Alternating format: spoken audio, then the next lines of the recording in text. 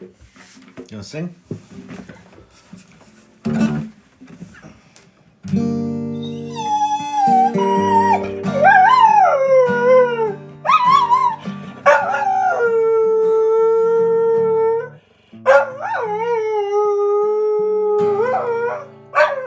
a westerly direction. Stories I've been driving, I've been wondering what it is I'm running from again. Feel like an 80-year-old man holding on to 29. All right, enough crazy singing. Enough crazy singing, crazy dog. Are you a good boy? You a good boy? Yeah, you're a good boy. Yeah, you're a good boy. Hello, everybody. What's happening? All right, we are back. We are but minutes away from midnight here in Denver, Colorado. I just woke up from a nappy. The Champy's been singing. Exactly, Mike. Exactly.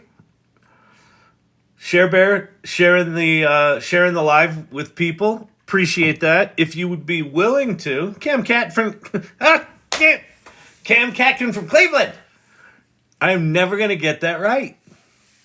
Welcome. How's Cleveland these days? I hear it's a little chilly. Lake effect snow. Oh. All right. Fantastic. Tell him what he's won. So if you'd be so kind, share the live. Hit the like buttons. We got a few minutes until we ring in the happy birthday. This is Daisy created that image over in the AI Salon. Happy first birthday, ChatGPT. Look at this. Nice. See, we were in the dark ages before, and now we're in the light. 6 p.m. Thursday, having a cuppa at Maka's, waiting for the wife to finish work. told it's me, a Kyle. It's a Kyle tonight. Yeah, we're going live. I got champ hair all over me. I was sleeping on the bed he's normally laying on, so I'm all champified. Thank you very much. Happy. All right, 11:59. 11:59.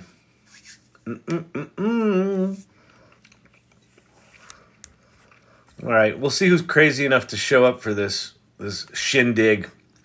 This shindig tonight. You're back. You're so dedicated. Well, I'm pathological. All right. You can make money with ChatGPT. Happy birthday, ChatGPT. It's been a year. According to Denver time. This is completely arbitrary, but hey, aren't all anniversaries just kind of some arbitrary happy birthday? Woo! Champy's excited. I don't even have a song. It should have like a soundboard or something like that. You can make money with ChatGPT. You can make money with ChatGPT. That's all I got. Happy birthday to you.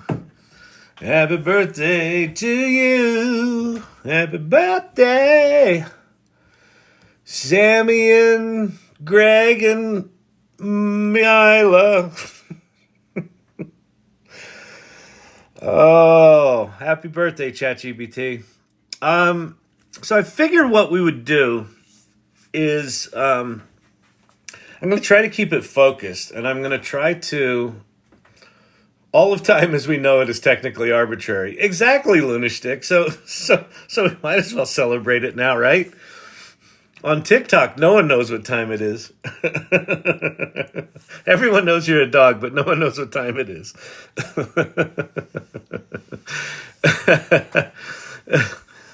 Hey, I know, Lunastick. That's your birthday card. It looks beautiful. I was just saying, I think it's an appropriate, we were in the dark ages. One of the big insights that I had about ChatGPT, one of the reasons that I kind of lost my mind and said, "Oh, this changes everything," is that it just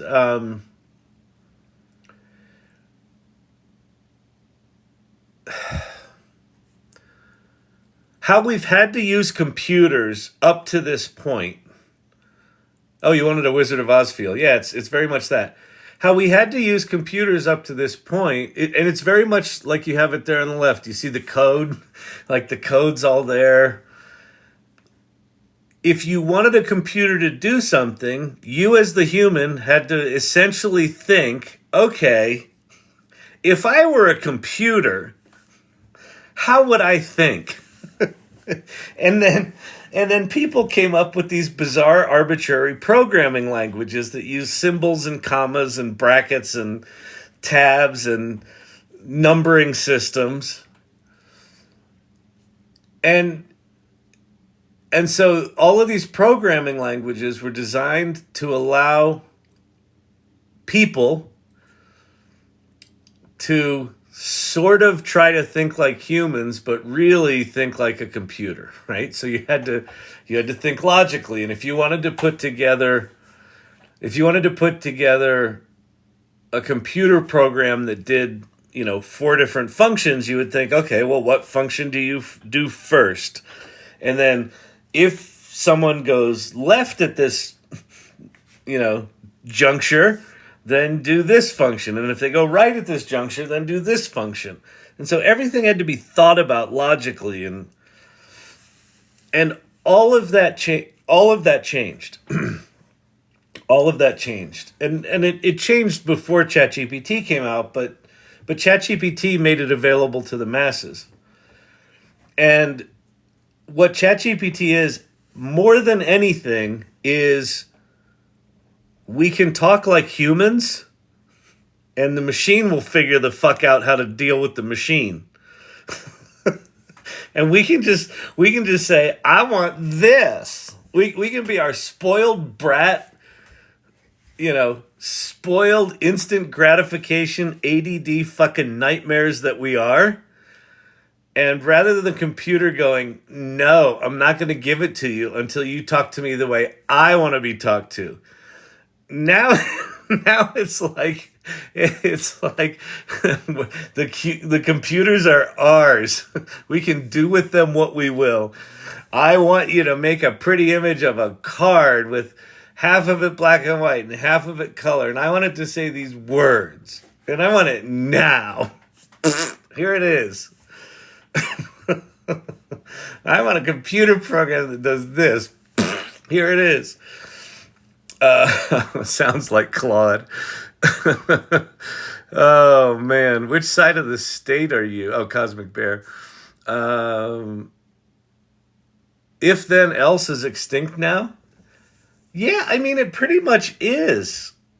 I mean, if then else is still happening in the machine, but we don't have to think that anymore.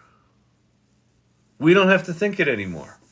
And so I like to me that's the most profound shift here. That and the speed. I mean, the Google DeepMind announcement about the 2.2 million new materials that DeepMind just invented, the 330,000 stable compounds that have not existed before. The speed there is incredible. But even that is like, how we would approach creating a new material is this very logical. We got to think about the logic and how do the molecules assemble and how do we do this and how do we do that? Now we just go, I want new materials. And if it's been trained on the right data, out come new materials. Profound stuff. So happy birthday. And then, on top of that, we get Sam Altman returning to the throne of OpenAI. If you were here earlier, we did a happy little we did a happy little epic poem called Altman's Odyssey and the Iliad. I didn't come up with that title, but I love it. And it's a little 8-part epic poem, The Discovery of Project Q. Oh, man. I wonder if this got picked up on the Twitter at all. Not a ton, but it got some love. It got some love. It got reposted by 15 people. If you want to repost that, that's on my Twitter account at Kyle Shannon. You can go repost the Iliad. Where you have to go though, if you don't know this about Twitter, and I didn't, if you go to my account at Kyle Shannon, go to the media tab, and then it will show you. There's Altman's Odyssey and the Iliad. So you can go like that and retweet it and repost it if you wanna give that some loving. Some loving. But what we should do, I think, is we should go play with ChatGPT. So ChatGPTs would allowed us to make this. Like it's the thing that wrote the poem. And it made all the images and did all the happy stuff. And that was, what did we do that based on? Oh, so someone on the live last time suggested that we made it into an epic poem. And it just knocked it out. It just bang, bang, bang, done. Had a brain fart of an idea, and before we knew it, we had something really fun here. So here's what we can do. I will. I want to focus just on ChatGPT. So if you have questions about ChatGPT, I can go through it. We can make a GPT. We can. I can sort of just walk through what it was, what it is now, what's different about it. You tell me where you want to take it, because this is ultimately your channel. I am but the messenger. I love that image, Altman's Odyssey. What's the best text to image? Wait, what was that?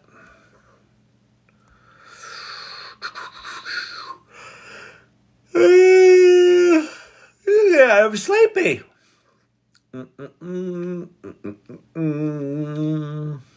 Drew, probably couldn't understand your Australian accent. We should pull you up on stage here at some point. Get some international flair. Yes, I'm Harry Carey. It's Harry Carey here.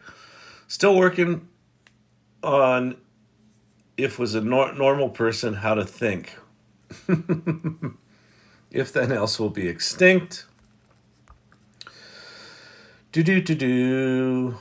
How'd you discover my prompting? Thanks, Kyle, for making this community possible. Hashtag AI Salon. Thank you, Cosmic Lover. Appreciate that. Yeah, well, you're welcome. This is an extension of the AI Salon, which that's the site we're looking at right here. Oh no, that's Twitter. Is that Twitter? No, what is that? Oh, that's ChatGPT. Yeah, the AI Salon is a community of AI explorers, people trying to figure all this stuff out. And it's a really neat community. We can talk about that. I'll bring that up in a bit. I want to open this a bit so we can see most of ChatGPT, and then we'll go do some things. We can stay creative and pass the boring work to the machine. We truly can, Edgar. That's another thing is it's called generative AI, and people talk about, well, there's AI and there's generative AI, and what's the difference? And another big insight that I've had about these tools is that, hey, let me flip this around and put up a pretty picture over here. There's a nice someone did I forget who did this one. It's happy birthday AI Salon. The AI Salon's birthday is next Tuesday. But it's in the neighborhood. It was Leah and I we talked about creating the AI Salon I think about a week before ChatGPT came out. So I was already thinking about it. And then ChatGPT came out and I was like, holy shit, we're going.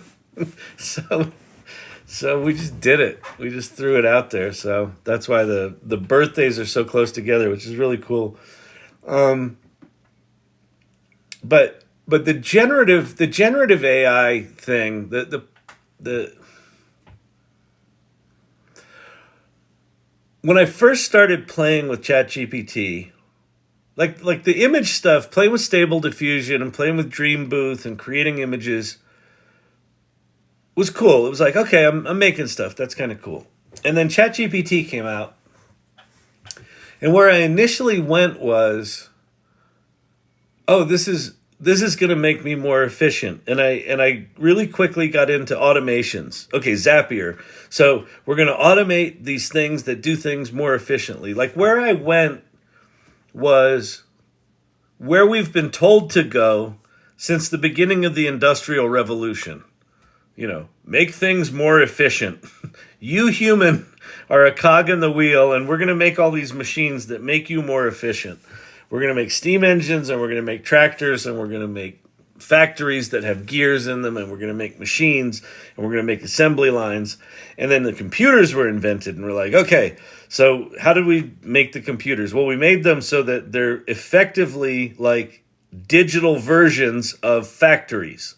Okay, you can make math faster, and you can do this more efficiently, and you can do that more efficiently. And now, rather than having to take photographs to make slides, we're going to invent PowerPoint, and you can make PowerPoint more efficiently. And so where I immediately went with ChatGPT was, oh, make it more efficient. Come on, worker, do your work. And then a funny thing happened on the way to understanding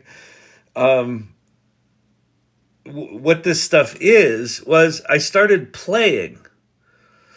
And I started playing on this channel. and I just started playing in general. And at first it was really weird where I was playing with this AI stuff, and then I had my job. I'm the CEO of a company called Storyvine. We're an 11-and-a-half-year-old company. And I had this weird sort of guilt, like I shouldn't be playing with this stuff because this is really fun and interesting. And then what ended up happening was all of my experiments where I was playing turned into new ideas.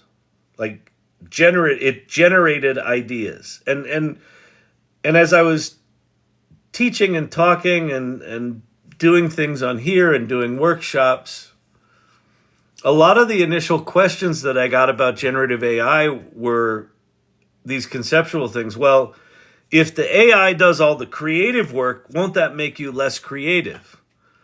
And I was like, maybe, let me see. And then I was like, no, it's making me more creative. And they're like, well, if it just does all this stuff, what are you going to do? And then like I play with it and it does all this stuff. And then I have 10 more ideas. And so like what I'm doing is I'm being more creative than I've ever been. And I'm executing more consistently than I've ever executed because I've got ADHD, like, laminated card level ADHD. And,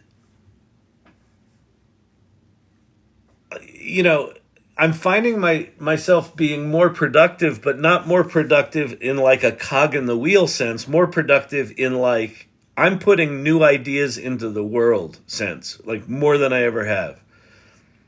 4 nights ago, someone said, you said this would be good for storyboarding. How would you do that?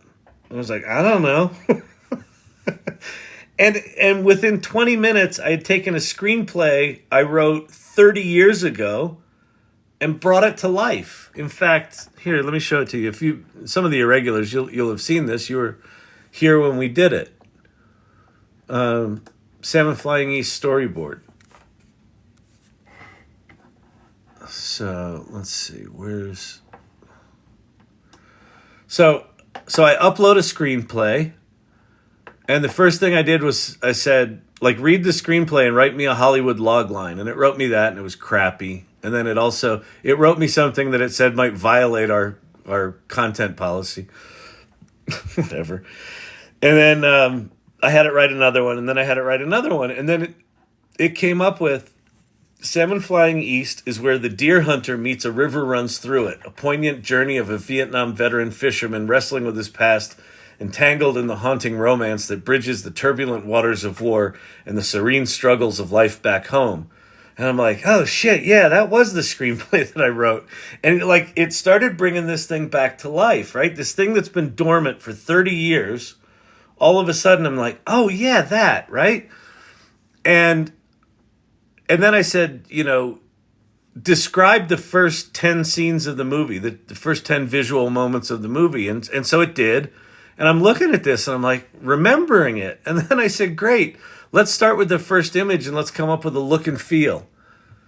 And it came up with the look and feel. And I was like, well, wouldn't it be cool if images in the present had a certain color and were more vibrant, and then ones in the past were more dull? And then it came up with this crazy ass thing. And I'm like, well, it's sort of the right idea, but that top one is like way too intense. That's not a film. That's like a bad, it's like a bad painting you'd buy at a mall. And then it came up with this style, and I was like, okay, that's kind of cool. Like blues for the present, greens for the past, because it was Vietnam, and green was sort of that predominant color of the helicopters. My dad was a pilot in Vietnam. He flew Hueys. He flew that helicopter. And then I said, okay, make the storyboard for those first 10 scenes you described. And it did. And it just did it. And so, and this just goes on and on and on. And, I ended up making it wrote a trailer, and it's just crazy. So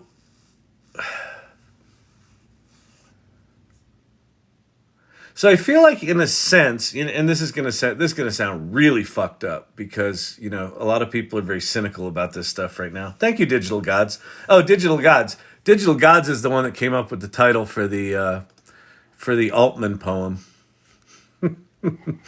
Altman's Odyssey and the Iliad.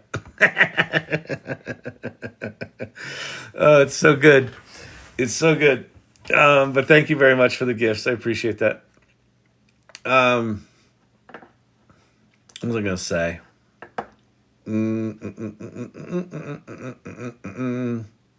It came up with characters. It came up with casting suggestions. Oh, I guess I was just going to say, so why am I doing this stupid stunt to go live and talk about ChatGPT for the next 24 hours, to the extent that I can stay awake?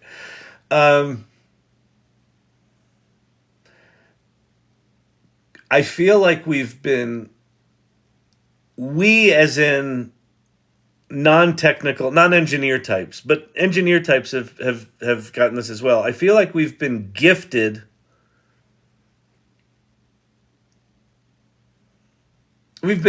something. Like we're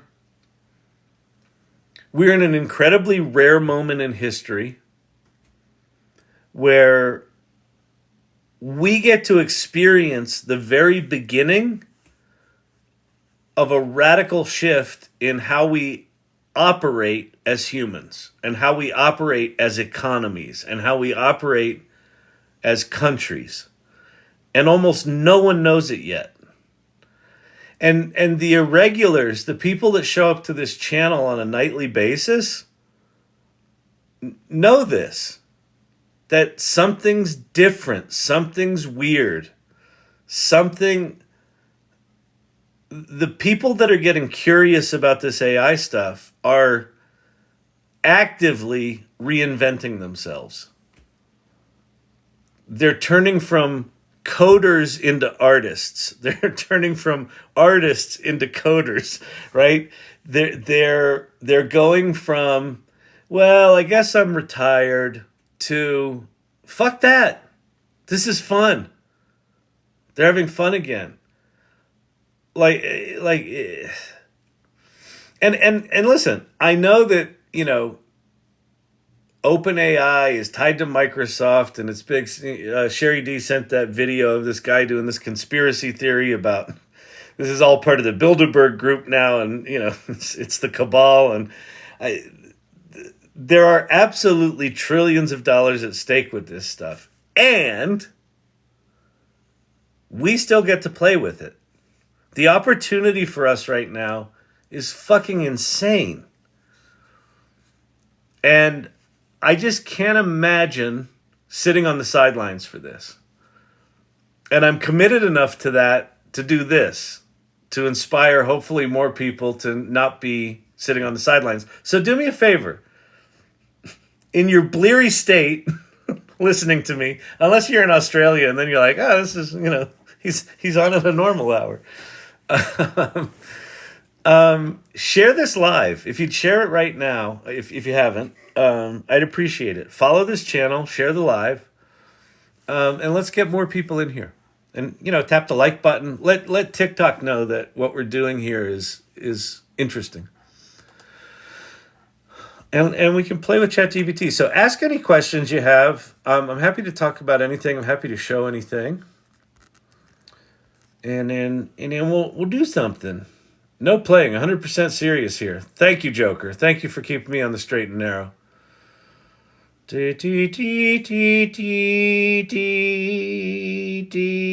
your opinion, how messed up is the school system going to shift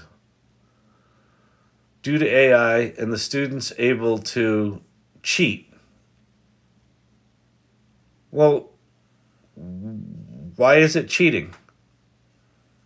Cheat at what? Cheat at having to write a paper that students realizing that they have tools now that can do the thing that they're being asked to do. I don't know that that's cheating. I think that I think any school right now that is not dramatically embracing AI is doing a disservice to students. And my opinion on that has changed. I was kind of agnostic to education before, where it was like, well, if they use it, they use it. If they block it, they don't. And now maybe we can make a GPT at some point. Yeah, I'm happy to do that.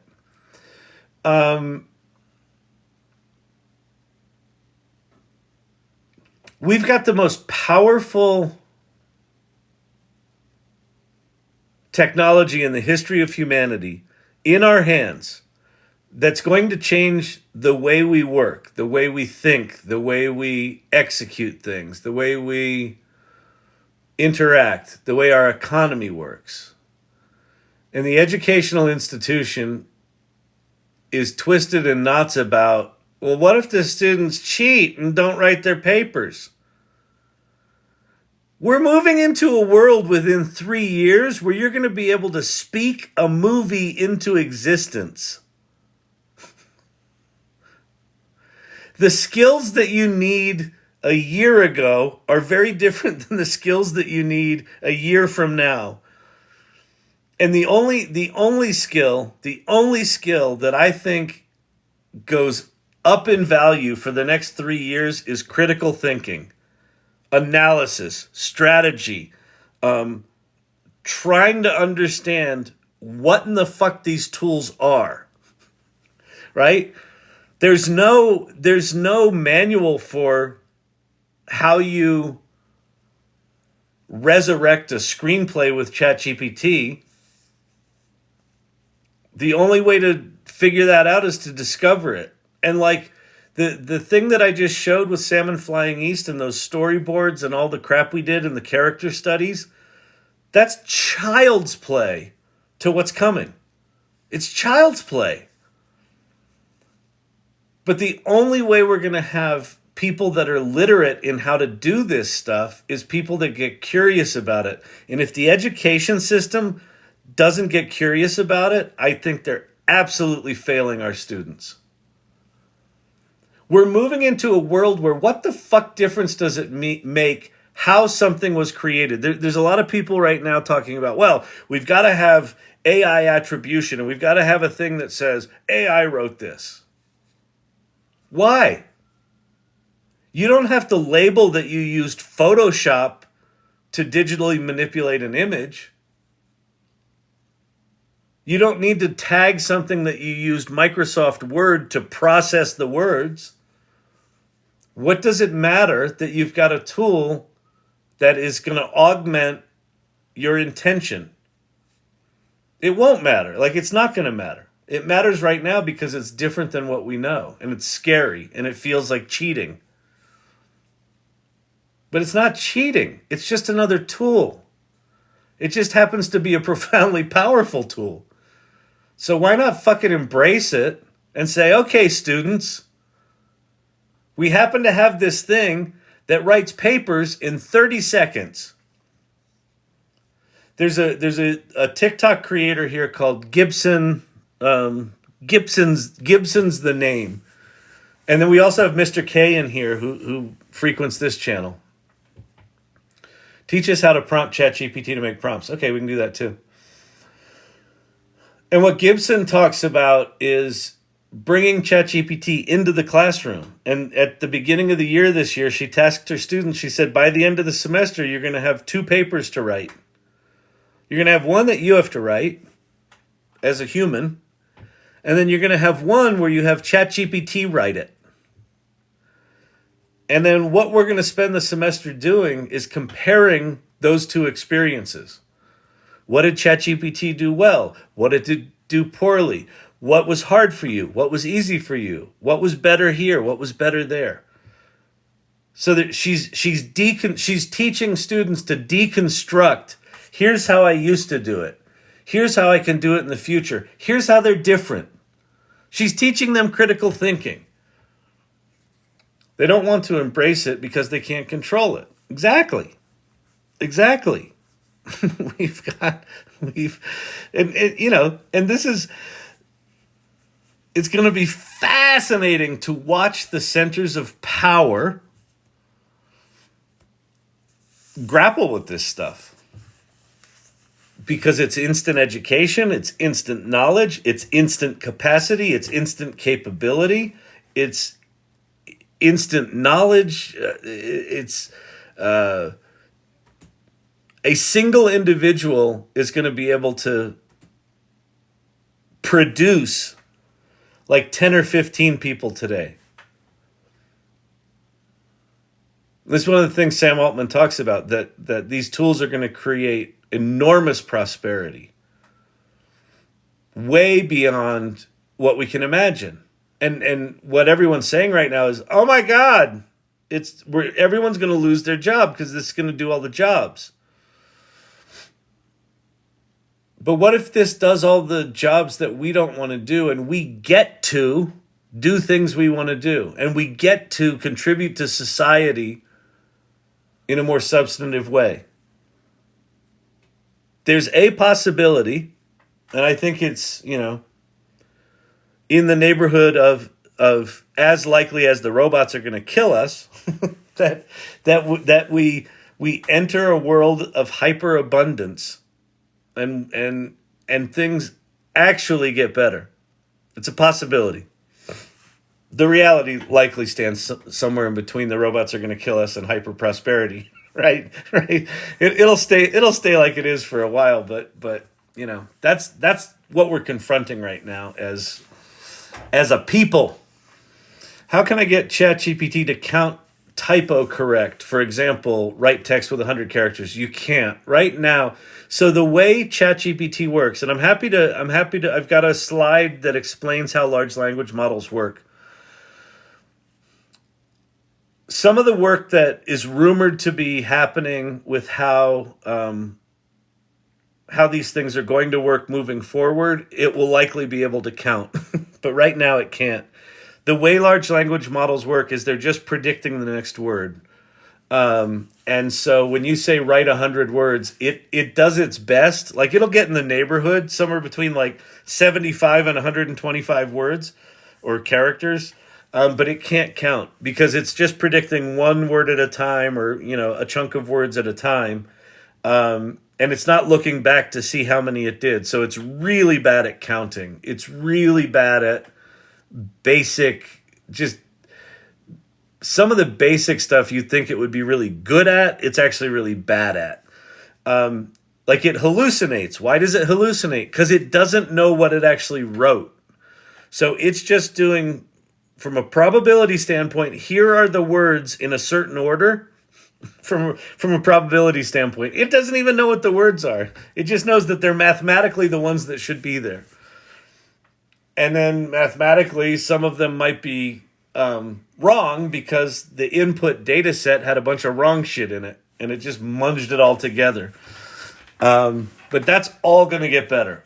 So just right now, just know that these things are all janky pieces of shit, and over time they're going to get better. But a year in, like the quality difference from where we were a year ago to where we are today is, mind blowing. Can we do a California countdown for me, Kyle? Yeah, absolutely. We got half an hour, 27 minutes. Absolutely be not afraid. Well, it's like Dick Clark's, we'll give you you can make money with ChatGPT right at the top of the hour. If anyone's, we do have mods in here. Someone pinned that. So whoever's modding right now, thank you. You're more insane than I am. I'll be using a live HeyGen to understand my accent when in the USA. There you go. Or just use Pi. You can use the pleasant Australian voice in Pi. You talk your weirdness into it, and she'll come out and talk really nice for you. Oh, man. I'm 60 plus years old and have spent plenty of time reading and researching. Nice. Yeah, research, play. I can generally tell when someone is using ChatGPT in their ad copy, and that irritates me. That'll get better, Lunastick. Well, so here's the problem, Lunastick. It is an absolute truth that most people will use these tools in a lazy way, which is, I think that's if there's a legitimate concern about cheating, it's that students will just push the button, it generates the paper, and they'll never look at it. They won't use their brain at all. And I think that's a valid concern. And I think a lot of people are using these tools to get one over on the man, right? To get one over on, yeah, fuck the man. I wrote my shit. I'm going to put it out in the world now. I think we're going to see a lot of shitty content that's going to look slick on the surface, and when you actually dig into it, it's going to be crap. And what's going to happen is it's just going to become like white noise. It'll just become like background noise. And then what will emerge out of it is work that actual artists and conscientious people and creative people and thinking people and logical people actually put more effort into using these tools than the average person, and that work will rise above the noise. But I agree with you. A lot of the stuff right now is really shitty. How do you install the AI robot into a laptop? I don't quite know what that means. The AI bots right now, basically they just live in a browser. Or you can run them on, you can run them on your phone. So they're kind of already there. So if I go to ChatGPT, hang on. So if I go to ChatGPT, this is my iPad. And down the left-hand side, those are all the bots that I've created.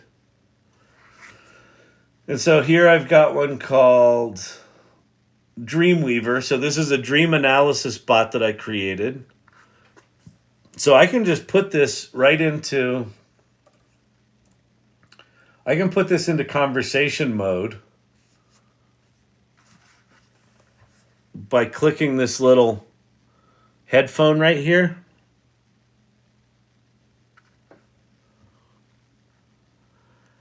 I had a dream last night that I stayed up for 24 hours talking about ChatGPT. What the hell is wrong with me?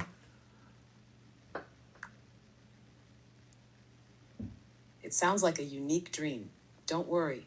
Dreams often include elements from our daily lives or things that occupy our thoughts. Talking about ChatGPT for 24 hours in your dream could reflect your interest or curiosity about the topic. Were there any specific feelings or details during this 24-hour conversation in the dream? For example, how did you feel about talking for so long? Or was there anything particular about ChatGPT that stood out in the discussion? I felt like all these people were watching me, and I had to perform, and I had a dog that sang when I played guitar. It was really weird, man. That's an interesting combination of elements. Feeling So that's a robot in the machine. But we'll make a GPT here in a second. I'll go ahead and spin one up. We'll do one of those things. All right. There was something pinned there that I missed. So if whoever no more teachers, I don't one on one. I don't agree that there's no more teachers. I just think that the teachers need to get better at teaching critical thinking skills. When do you think AI will have a big impact in replacing people in the job market, and what jobs will, I assume, survive? I think it's already having an impact. If there's some studies that have come out about like the freelance markets, like rates are going down and number of people getting hired is going down. I mean, it's starting to have an impact right now. I think in certain industries, like in the ad business with copywriting, I think it's already starting to have an impact. A lot of big companies are still wary of using this. I think that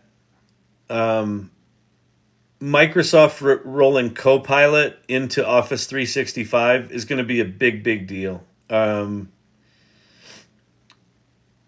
now, it's only available to enterprise, like 300, I think 300 subscriptions or higher.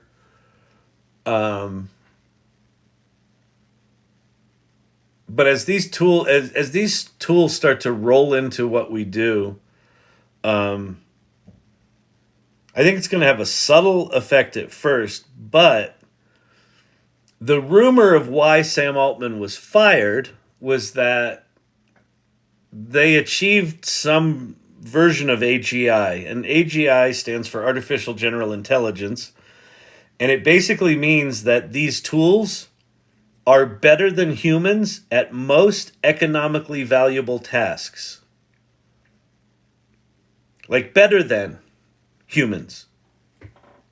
Not I can just copyright, but I can copyright better than humans. I can do math better than humans. I can do doctoring better than humans, for the non-physical stuff.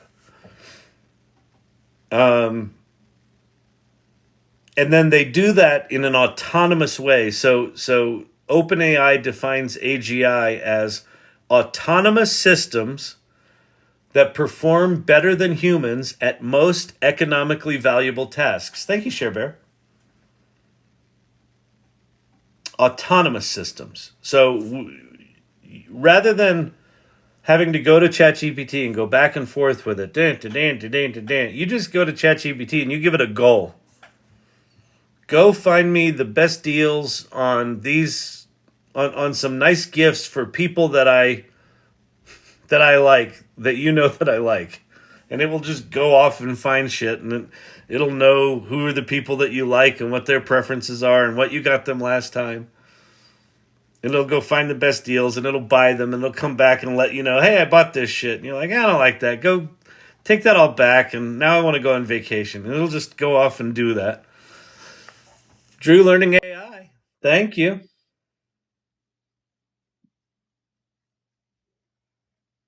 No. No. Brandy wants to go live, and her live has been age restricted.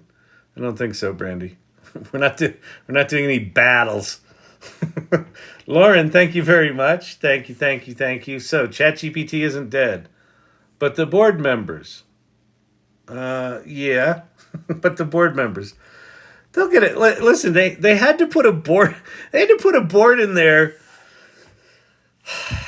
Okay, you've got arguably one of the most powerful companies on the planet has bet their entire company on OpenAI, and a four-person board, essentially of researchers,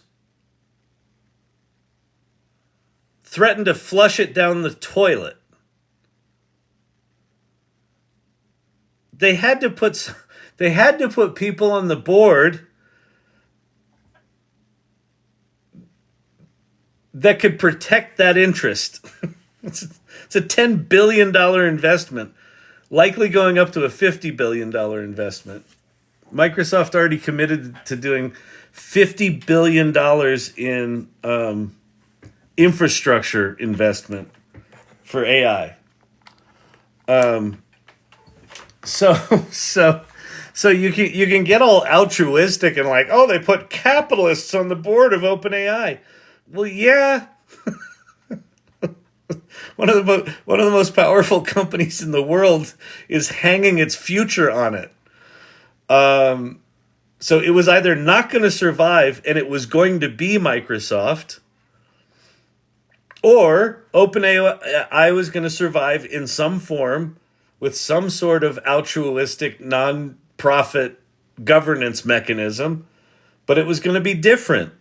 And how it's going to be different is, yeah, it's not just going to be non-profit, eco warriors controlling that interest. So like I look at that from this is just a reality of the world. Like we don't live in a vacuum. We live in an actual economy.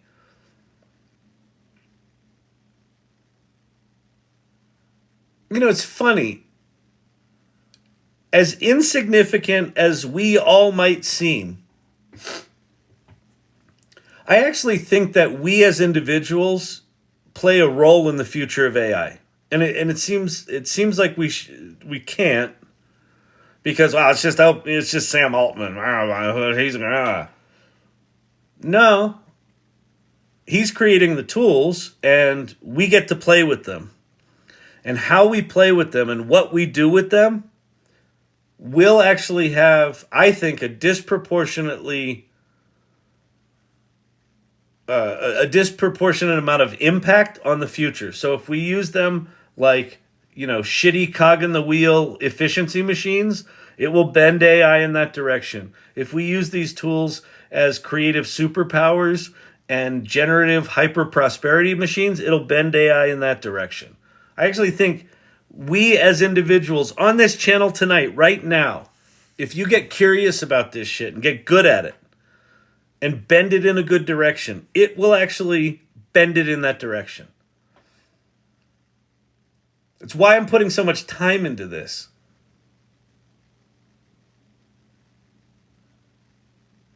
I wouldn't be wasting my time.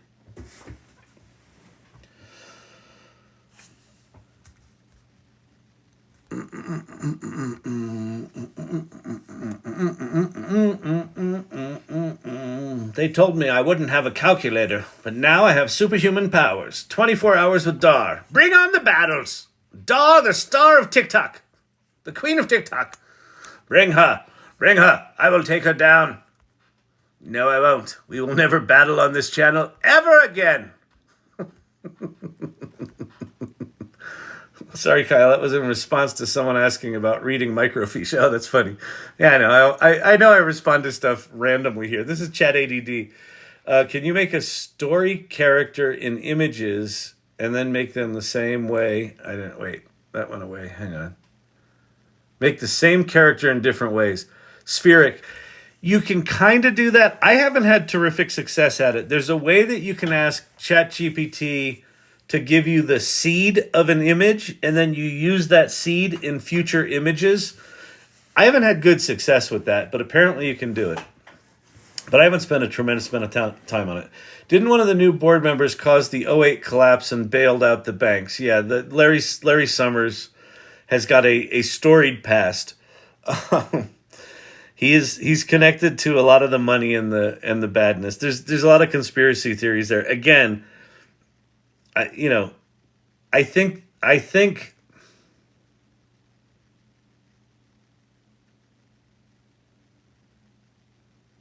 OpenAI. I think it's now.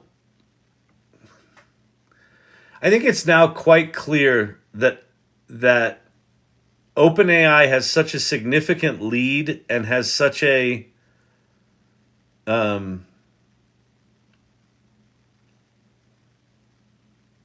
big opportunity to shape things that the powers that be are not going to let it just squander away.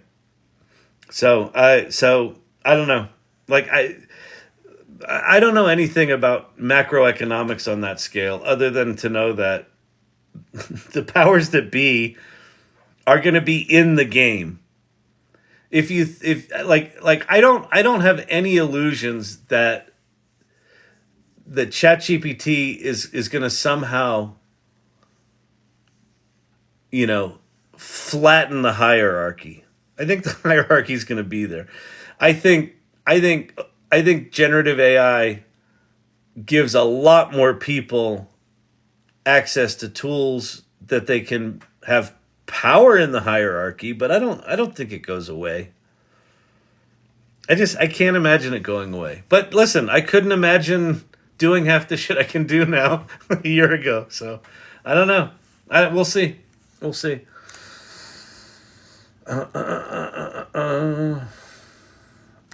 Has someone else's dreams started changing like the AI video scenes?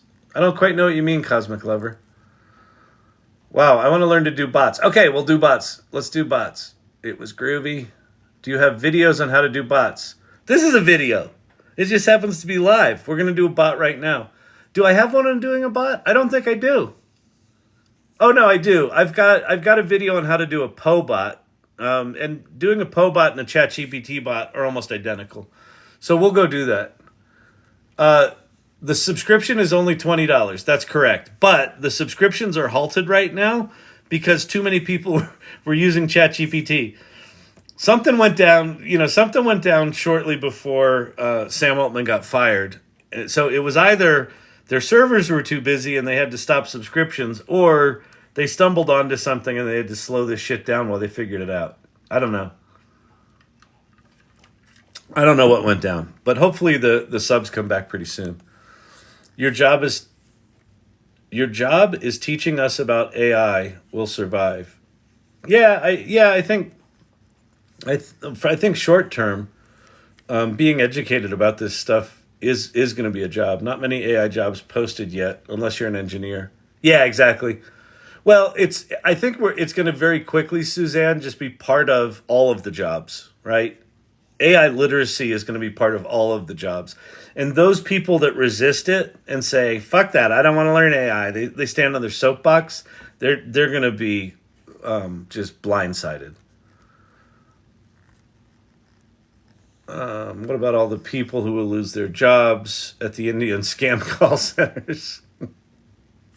Peace. I am so ready for the robots to replace call center trees. Please wait for 45 minutes for me to put you on hold with someone who doesn't know anything about anything and has no power to do anything and is only going to read a script. And then after the fourth of those people, you still get hung up on. I'm ready to have that entire system replaced with a robot that's just like, hello, Kyle. How can I help you today? And it actually can answer the question and it can actually do shit. All right, let's go build some bots. Okay.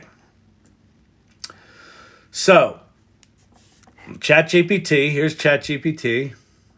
And on the left-hand side, you've got your prompt history. And if you've got ChatGPT-4, so there's kind of three different little modes here as it currently sits. Plugins are likely going to go away. These GPTs have essentially become the plugins. So plugins were kind of the first step toward these GPTs. So if you want to explore that, there's some interesting things to explore there. But I think that's just there to placate the people that made plugins and not piss them off. So I think that's going to go away. I could be wrong on that, but Sam Altman basically said that plugins have evolved into GPTs. So then you have GPT 3.5. GPT 3.5 is what we started with last November 30th, right? So this is, make me an M in M rap about quantum mechanics. And then it does it, right? So this is what ChatGPT was. And the thing that blew my mind, my big epiphany was write me a Python application that takes two text inputs and sends them to the open AI API and generates 5 tweets. All right. So that's what we had a year ago. And to be clear, this is still fucking remarkable. Still remarkable. And ChatGPT 3.5 is really fast, okay? So now we have ChatGPT 4. And this is actually ChatGPT 4.5. They've effectively admitted that this is 4.5. It's different. Well, what makes it different? Well, ChatGPT 4.5 is multimodal. So you have a little paperclip here. And that paperclip, you can upload images, you can upload Word files, Excel files, CSV files, PDFs, all sorts of documents. And it can see images, it can analyze data, it can generate images, right? So it'll make us images. And it's a general purpose, multimodal, knowledge ingesting and generating machine. As this thing evolved, as ChatGPT evolved, or ChatGPT 4 evolved, they started adding these different modes. There was browse with Bing mode, and there was code interpreter mode, and there was DALL-E 3, the image generating mode. And you had to switch between the modes. And so it was actually like 6 or 7 different applications. And what the new ChatGPT is they're all rolled together. So in a single chat session, you can be dynamically switching between strategizing about a marketing concept to writing copy to coming up with images for the ads to putting those ads together to asking about media buying to creating a spreadsheet of the media buy and how much it's going to cost us and how much we want to allocate and turn that into a spreadsheet that I can download. So you can just dynamically sort of blow through the breeze of different modes of working. So that's ChatGPT 4 and why it's different. And then the GPTs, all these things here are basically customized versions of that. So let's see. The first one I made was Sin City Sipper. It was a booze app that'll make fancy versions of classic drinks. So show me a newfangled old fashioned. So if I click that, Sin City Sipper will either give me the recipe or it'll create a photograph of the drink it's going to show me. Or it'll do nothing. No, it's going to create the image. So this is like a pre-prompted, shareable version of GPT-4. And it's got all of the power of GPT-4, but it does what I want it to do. And so what I wanted it to do was teach people how to make fancy drinks. And it's got, because GPT-4 has image generation, it's going to generate an image of the recipe it's about to give us. So it looks like it's a little slow tonight. There must be other TikTokers doing 24-hour ChatGPT sessions. All right, it's 3 minutes to midnight on the West Coast, by the way. So 2 ounces of bourbon. Choose a good one. It's Vegas, baby. Simple syrup. 2 dashes of aromatic bitters. Orange twist. Luxury cherry. Nice. Because you're fancy like that. So it gives you good attitude.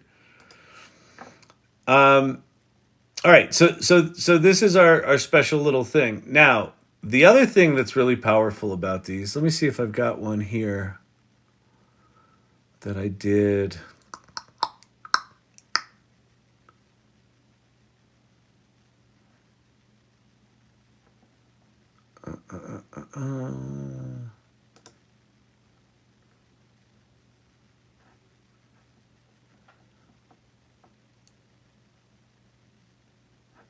Yeah, here was one. So this was a chat GPT that I made. Boy, it's really slow. This was a chat GPT that I made. One of the other things that you can do with chat GPTs is you can train them on your own data. So this is something that people have asked me about from when ChatGPT came out. But I wanted to know about my data. So what I did in this case was I went and I got a PDF from the Parks Department about 2 different hiking trails at Rocky Mountain National Park, and I uploaded those PDFs of information about the hiking trails. And so now this is a specific trail guide, an interactive trail guide for those 2 specific hikes, right?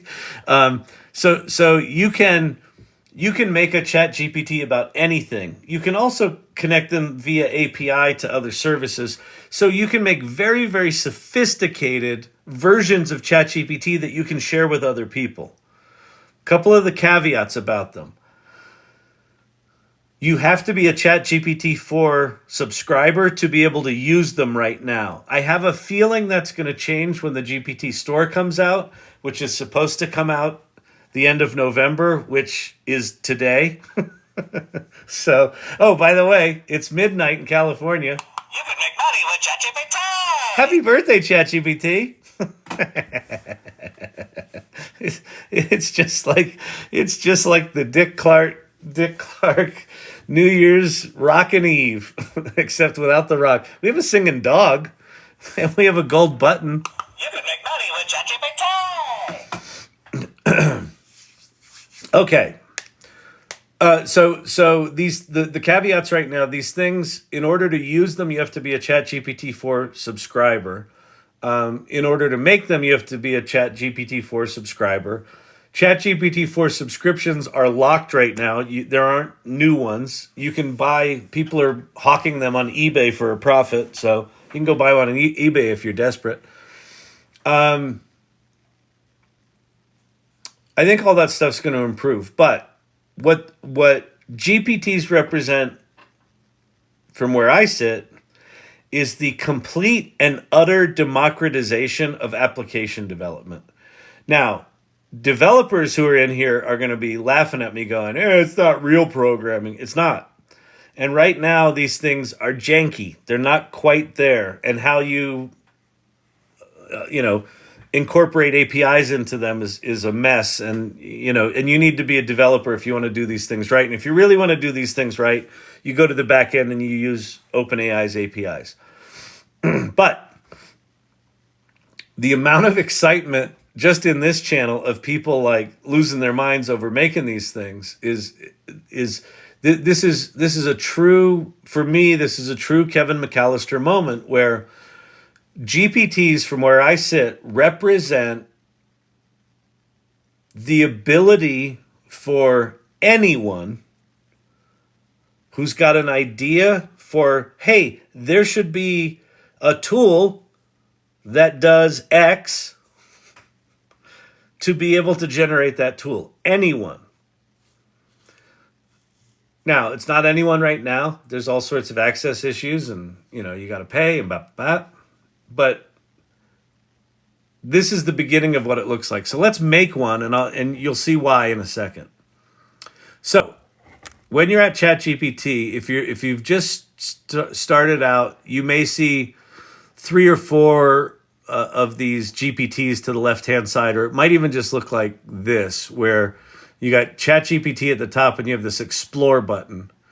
And if you click the Explore button and you haven't made one of these before, you'll likely see, here are GPTs made by OpenAI.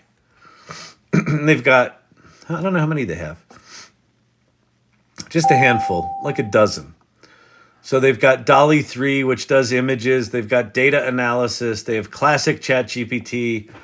They have a thing that'll explain board games for you. So these are just examples of what you can do with them, but that's the ones they've made. And then at the top of this list is create a GPT. So what I would encourage you to do, I'm trying to think how I want to do this. No, this is good. Okay, there's 120 people in here. It's 1 a.m. in Denver, so I don't know where anyone's from. But if you've got access to GPT-4, play along. Make one of these with me. You're like, but Kyle, I'm not very technical. I don't know how to make. I'm not good at the programming, Kyle. I'm not even good with computers. It's okay. Follow along. This is trivially easy. It is trivially easy to make one of these things. And we're going to do it together. So, hit the plus button, and it will take you here. And you got the left side, which is the builder, and then you got the right side, which is the tester, the what they call the playground. But not to be confused with, there's a thing that developers use called the OpenAI playground that is different than this. I don't know why they called it the same thing in both places, but it's technically a similar sort of idea. But that was very confusing to me because if you know about the playground on the developer side, you're like, wait, am I supposed to go over there? No, this thing that says preview is, they sometimes refer to it as the playground. But what happens is we're going to make a GPT, and as we're making it, it will populate to the right here and be live, like that. Okay. On the left-hand side, there's two panels. There's the create panel, which this is basically just ChatGPT, but it's focused because it's focused to build us one of these things. And that's what we're going to build this with. But I also want to show you what's under the hood. There's this configure tab. The configure tab has, you can upload an image or it'll create an image for you. You can name your GPT. You can describe your GPT. You can write a prompt for your GPT. You can write conversation starters, so pre-written questions to get people started. And then you can do things like upload files, upload, things that you want your GPT to know. So that could be a book that you wrote. I could create a GPT right now with one of my screenplays and just have it be a GPT that you could ask it questions about my screenplay. You can turn on or off capabilities of web browsing, image generation, and code interpreter. So code interpreter is that thing where it can analyze CSV files and do all sorts of crazy stuff. And then you can even program in APIs. But all this stuff we can ignore right now. We're going to just flip over to the create mode. And by the way, if you go to Poe.com and you say create a bot on Poe, it's almost an identical interface. The difference with Poe is you pick a model. Here you don't have to pick the model because they're using ChatGPT-4. But it's the same basic idea. Upload a picture, name it, describe it, write a prompt. But we're not gonna do that. We're just gonna talk to it. We're gonna talk one of these bots into existence. So, okay, I know what we're gonna do. So I want you to think about what's some sort of, like, either an application you've wanted to build, or what's some sort of something you know something about. Like Becky Rue from in here, one of the irregulars, she's really into quilting, and she was like, I want to make a GPT that can generate quilt patterns. So she did that. I did that one on dream analysis. There's people that are doing these GPTs to do, like therapy support kind of things. There's other people that are doing marketing support things, script writing things. Just think of something that you might be interested, you might want to do. I'm going to do one for ChatGPT's birthday. So what we're going to say now, I'm going to hit a button on my computer, and it is going to look like ChatGPT understands me talking, which the iOS version does. It works, and the history of OpenAI, the company behind it, period.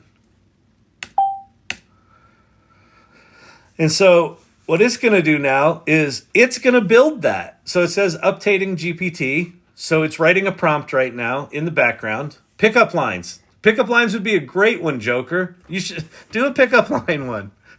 That would be on the development, features, impact of ChatGPT, as well as the history and contributions of OpenAI in the field of AI.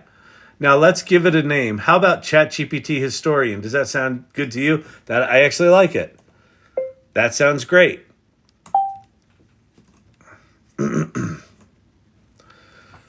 now it will likely make me an image, generating a profile picture. There you go. And basically, this is it. We've made one. See the thing on the right? This is a functional version of it. I'm going to wait to use it because I want it to generate the profile picture. But there's the profile picture it made. That's fine. Like, I hate it, but whatever. It's fine. Do you like this profile picture? Would you like to make any changes to it? I'm just going to say no. It's it's too late, and I don't I don't really give a shit. Okay, great. Now that we have a name for the thing, let's refine the context of it. Okay, so now it's asking me to improve it. But before I want to improve it, let's go play with it. So this is now a fully functional custom GPT. So it says expert on OpenAI's history. Tell me about the development. Explain OpenAI's role in AI advancements. What are key features with ChatGPT? How has it evolved since its inception? I'm going to go right to what happened last week with Sam Altman. Now, it should search the web. See, doing research with Bing. Because we have browse the web turned on, enabled for this bot, it can actually go search the web. Last week, Sam Altman, the CEO of OpenAI, experienced a significant upheaval in the company. He was initially ousted. The dramatic turnaround followed a revolt among OpenAI's 800-member staff, who threatened to leave Altman to Microsoft, where he had announced plans to start an AI subsidiary. So I got all that right. Okay, great. What are the core capabilities of ChatGPT 4 right now? Period. And what does multimodal mean?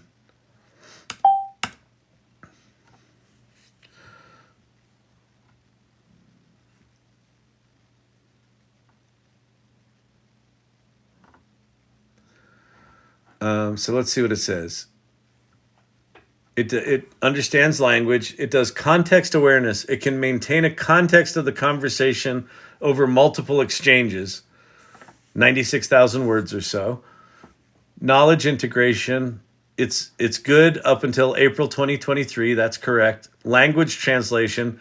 It's capable of translating text between various languages. True. Text summarization, creative writing, code writing and debugging, task automation, learning from interaction. Multimodal means the capability to understand, interpret, and generate information across different modes and types of input and output. That can include audio, images, audio, and video in a multimodal AI, blah, blah, blah.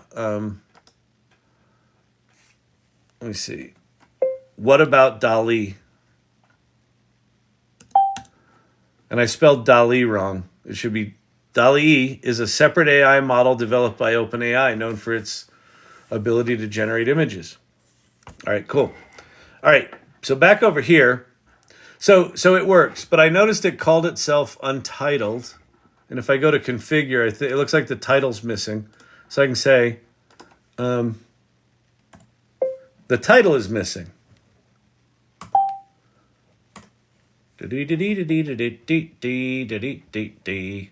Thanks for confirming.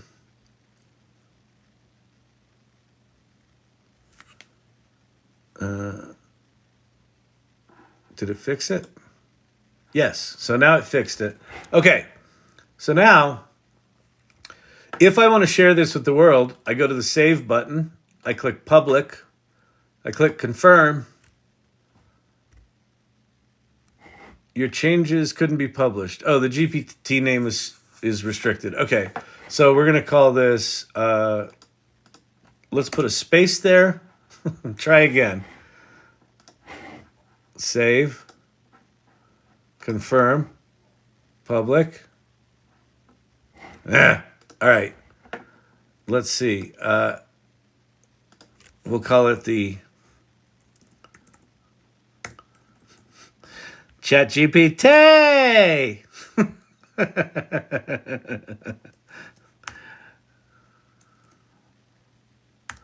We'll do 3 E's. ChatGPT historian. All right, let's try to save that. Let's see if we can get that through the Borg. Your GPT's name is restricted for public sharing. This is your organization's name. Okay. So, darn it. All right. So we'll just call it the GPT historian. Oh, you know what we'll call it? We'll do it after the poem. Altman's Odyssey.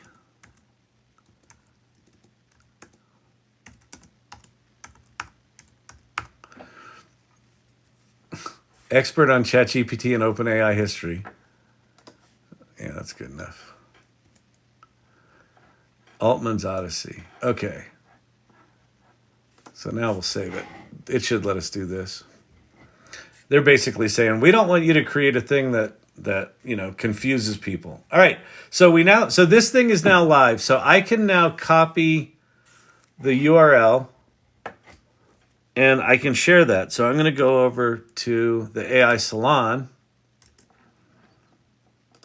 in the show and tell section, which is where I am. Ooh, that's cool. Here is my prompt and dream studio, Sikorsky. That's really cool. Man, that's beautiful. Ah, look at that. That's beautiful. Who did that? Lauren, that's really good.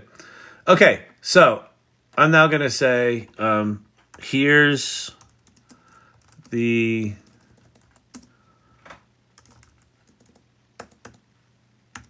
first GPT I made. 1 AC. After ChatGPT. Wait, I made in the year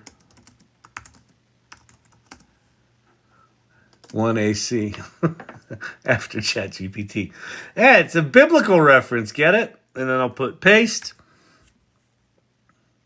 Oh, no, I want to paste it this way. And for whatever reason, it won't in Mighty Networks, it won't show the preview for GPTs because I think of the way they're coded or whatever. And then I am going to add hashtags to it. So I'm going to say irregulars because that's all of you weirdos watching me at fucking 1 in the morning, 1:20 in the morning. And I'm going to label it GPTs and we're going to post this. So now if you go to the AI Salon in the Show and Tell channel, you can go play with the GPT that I just created. And what I would recommend that you do is go share. If you've been playing along and you made your own GPT, go share it in Show and Tell.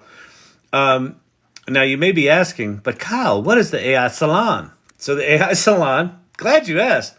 Can you put it on your own domain? Not right now. You can put a link to it, right? So on your own domain, you could make an image and click to it. You can't embed it that I know of. You might be able to do it in an iframe, but not right now. The GPTs as a concept are only 2 weeks old, 3 weeks old maybe.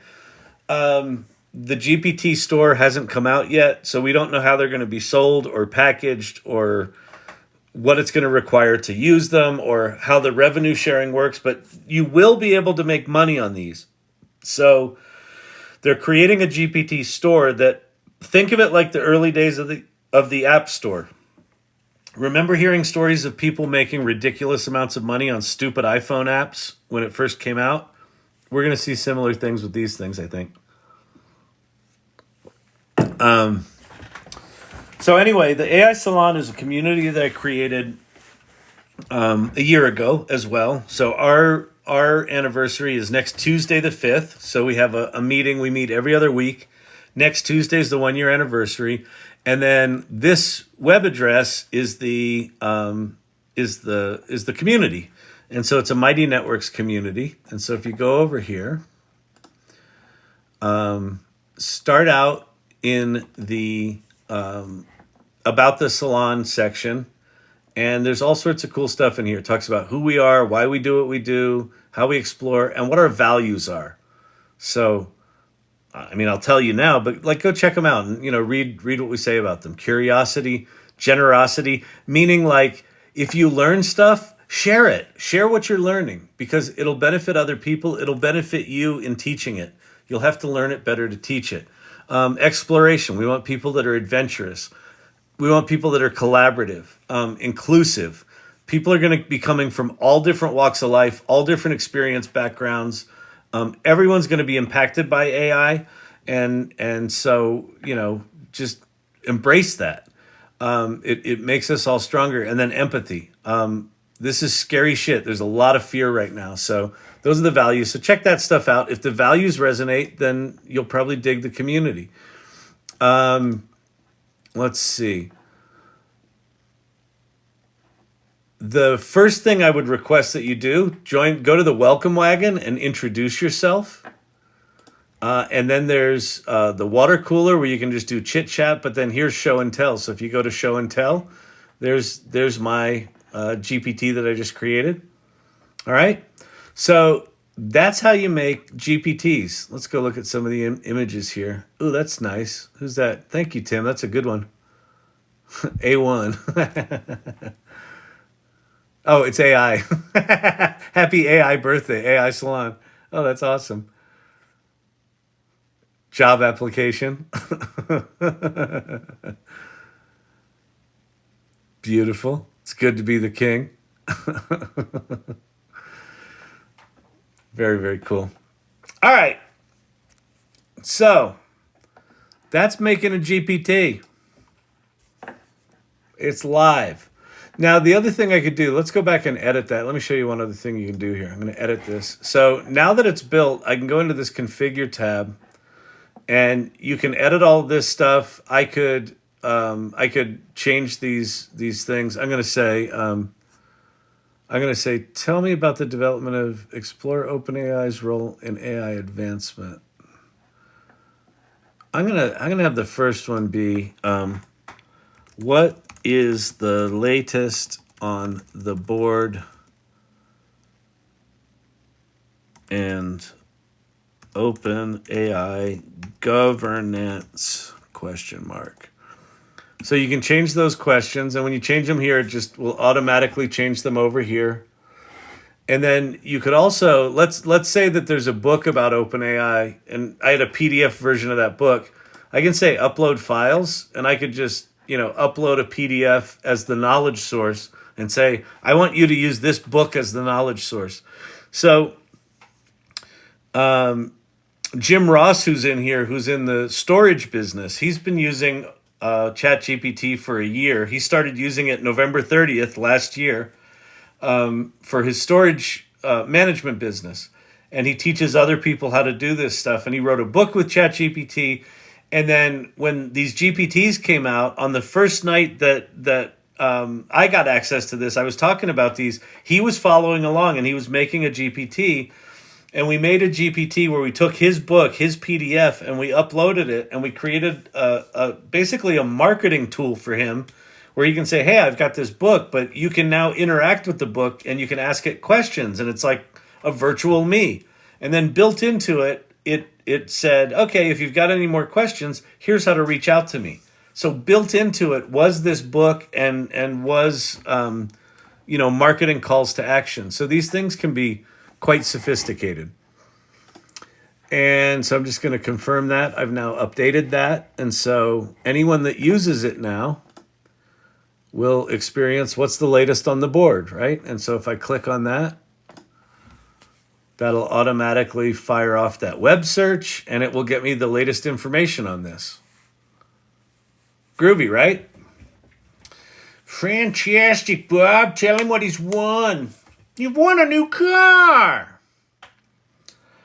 Woo. I am punch drunk. All right. Let's get back to some comedy jokes. You can make money with ChatGPT. It's all ChatGPT all the time. What is Elon thinking? Daring advertisers not to buy ads. Oh my God. Have you seen that video? He's at a New York Times event and they're asking him about his statements about the conflict in the Middle East and the fact that advertisers fled, and he tells advertisers to go fuck themselves. And he basically says, I'm talking to you, Bob Iger. It's like, jeez. I think Elon might have skipped a round of meds. It's like, oh man, I don't know what's going on with that. Another GPT I created, texting advice, deciphering the language of love. That's actually brilliant. It's really good. And at some point you could actually turn that into an application, right? When the API thing gets easier to use, there'll probably be some sort of messaging interface. And so you could have it so a text comes into your messages, it automatically dumps it over to this thing that analyzes it and says, here's what he really means. Here's what she really means. When she says, I'm fine, you're in trouble.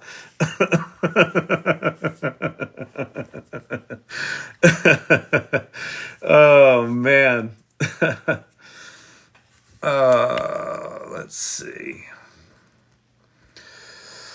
It's cutting off. Oh, wow. Could Elon be hoping for 100-year-long tax loss? Possibly. I mean, that might be it.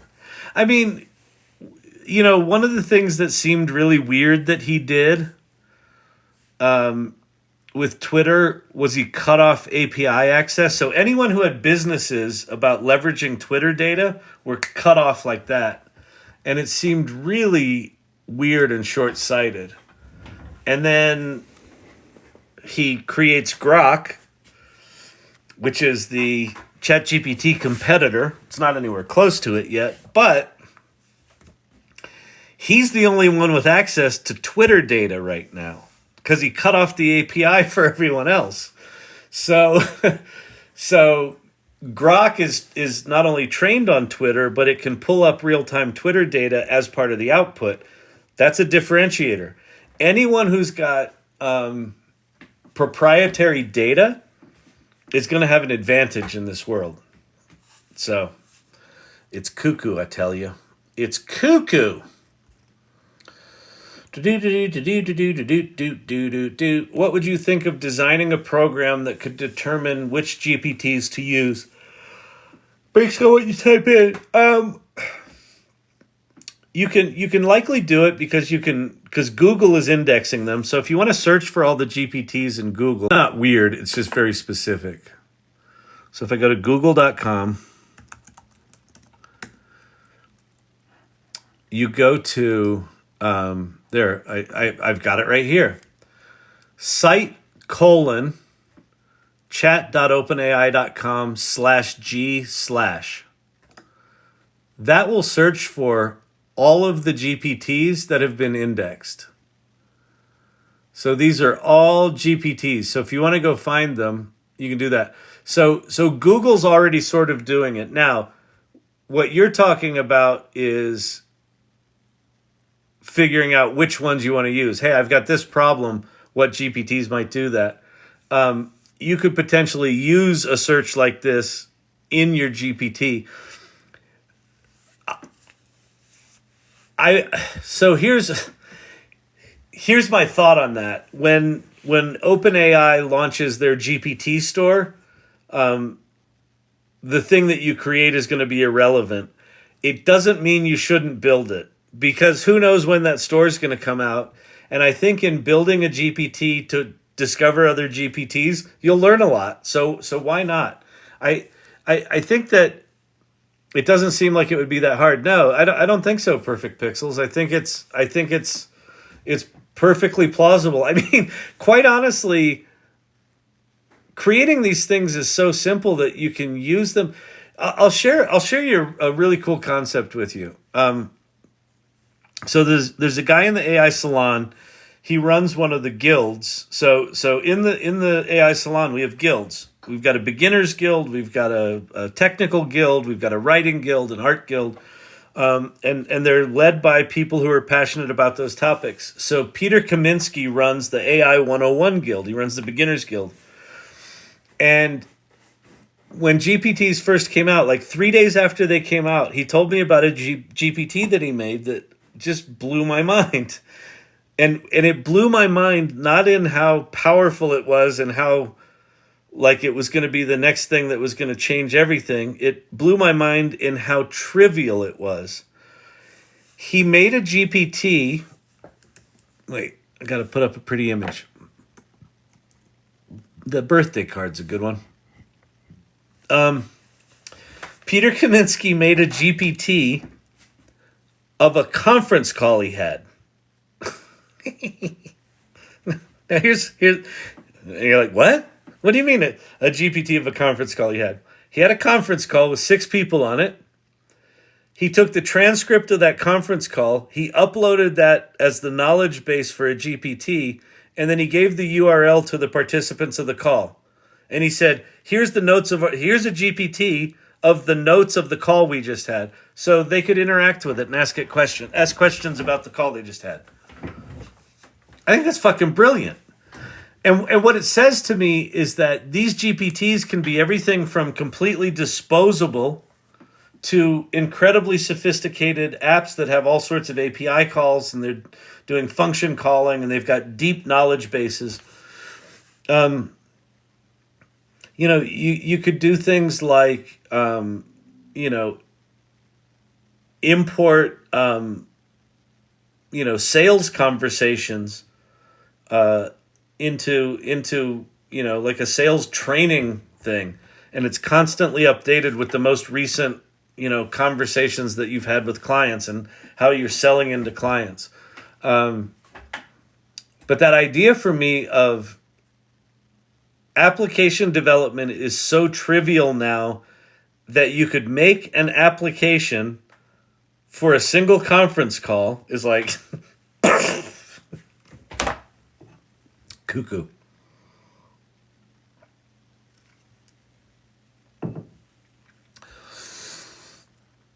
Can you put it on your own domain? Not right now. I think they'll fix all that.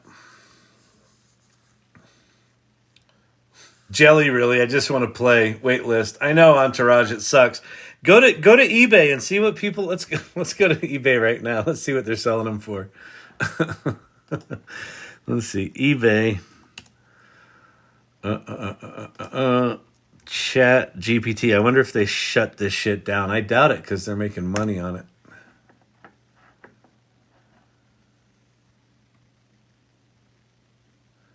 let's see, ChatGPT 4, ChatGPT Plus. Here we go.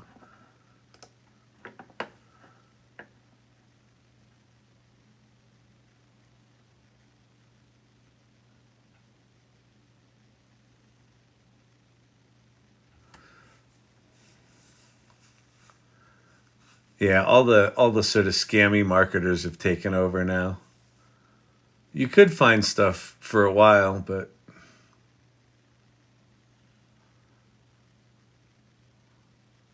yeah, I don't know. I wouldn't do that. They all look like scammy clickbait to me. But they'll come soon enough. They'll open that thing back up. It's not going to be that long, I don't think. 3:20 a.m. Thankful Jones. Yeah, it is 1:30 here. I'm going to go for another 30 minutes. I think I'll do do another 30 minutes. Then I'll come back at like 4 in the morning or 5 in the morning. I figure I'll do 4 in the morning here, and then I'll do 6. Then I'll go to work, and then I'm speaking on a panel at 9, like a Zoom call panel, and I'm gonna do that live on TikTok as well. I'm gonna do a sort of Matrix thing where I'm talking to one group, but you're watching me from a different angle, just because I'm stupid. And then I have a couple of meetings. I think I have a pitch. With the pitch is going to go fucking horrible because I'm going to be exhausted. That's okay. And my voice is going to be shot. And then I'll talk in the afternoon at work. And then I'll come home and grab a bite. And I'll come on. And then we'll do it all again tomorrow night. Yeah. All right. So do me a favor. Share the live right now because I can't believe there's 90 people in here. It's 1 in the morning. It's 1:30 in the morning in Denver. It's 3:30 on the East Coast. I hope most of you are from the other side of the planet. Source Camp. It's 2:30 a.m. here. I'm sorry. Why are you here? What are you doing? I don't know. Please do the presentation in Italian. Okay. Oh, okay. Yeah, I can show that. Oh, a lot of Kyle today. I love that. Yeah, I don't know issue. I think there's a little too much Kyle for even Kyle.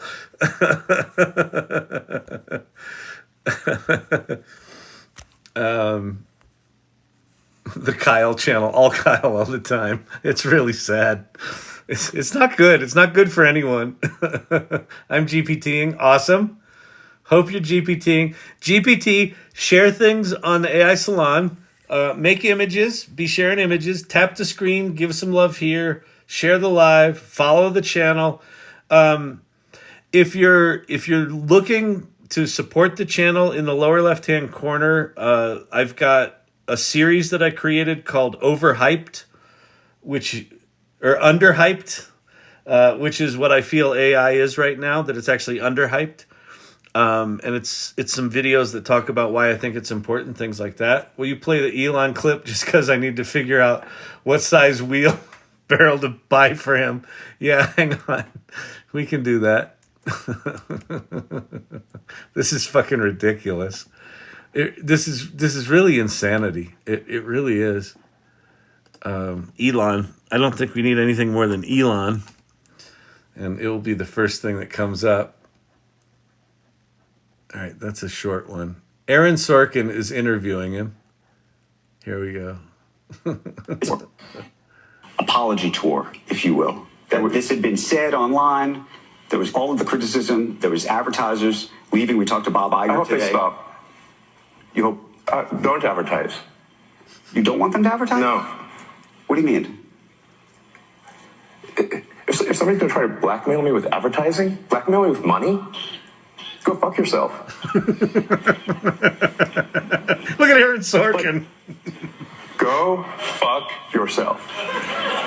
Is that clear? I hope it is. Hey, Bob. Hey, Bob. Well, let me ask you then. Bob Iger. Hey, Bob.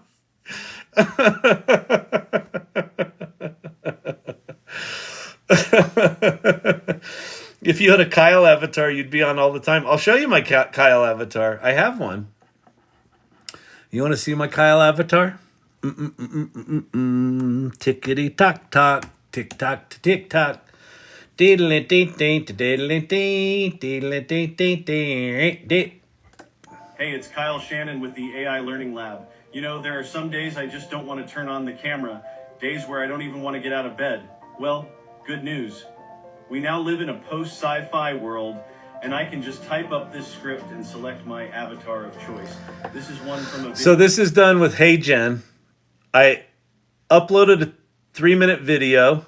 This is what I was wearing, and that's what the video looked like, right? That's the background. That's my, thing.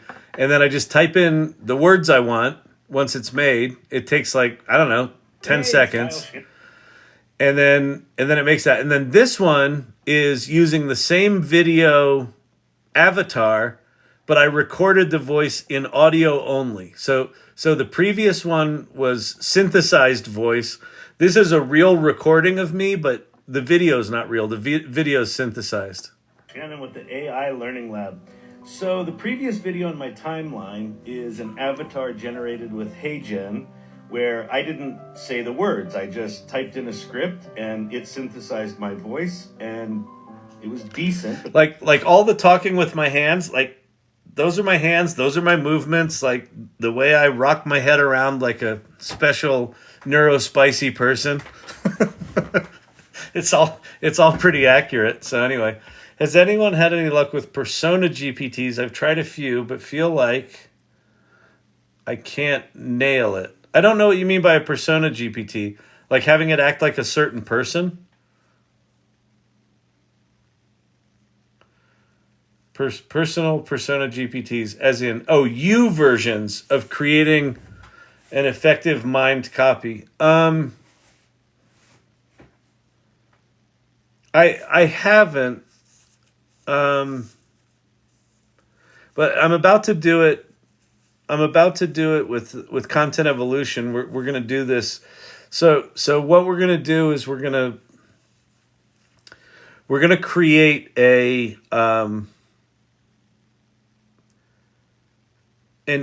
interview framework. So we're gonna basically do like a 45-minute interview with a person, and record that and transcribe it. And it's going to be a lot of questions about what's their worldview, what are their favorite books, what are this, what's that.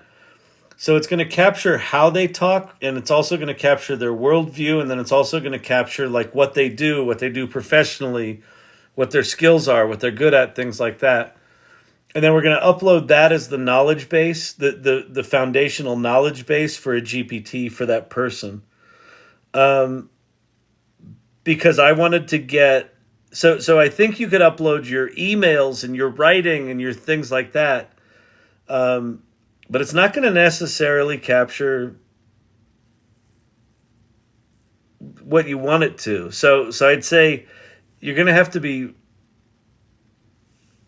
pretty prescriptive in what you upload as your knowledge base. And then I think you're going to also have to be prescriptive in how it responds, like where the boundaries are. Because I think the problem with ChatGPT right now and with the GPTs in general is they're so eager to answer, they'll just hallucinate any answer. So if you ask it a question that it doesn't quite have in its knowledge base, it's just going to make it up. And so the chances of those personas going off the rails, I think, are pretty high. So I think that the key is going to be to narrow them down initially, but I don't know. I mean, I haven't played enough with that. He doesn't laugh and as jolly as you, Kyle, but it's still good. Yeah, it's still pretty good. My thing about these technologies right now is they're as bad as they're ever going to be. The avatar has too much life. But think of the money, Elon. Has anyone had any luck with personas? Okay, we did that. It might be the sunny lighting. Elon said if X tanks, people will blame the brands. If not, it's an indication of losing the plot. Shakes my head. Interesting. Yeah, I haven't seen the whole thing. I've only seen that little clip of it. I think that's all you need to see. That's all anyone's going to play is that clip. He was clearly pissed off. I mean, he clearly like he obviously felt like he was being blackmailed. You're going to blackmail me for money? Go fuck yourself. Hi, Bob. Wow. Yikes. 10:35 a.m. Hey, Edgar. Well, look at you with the normal time.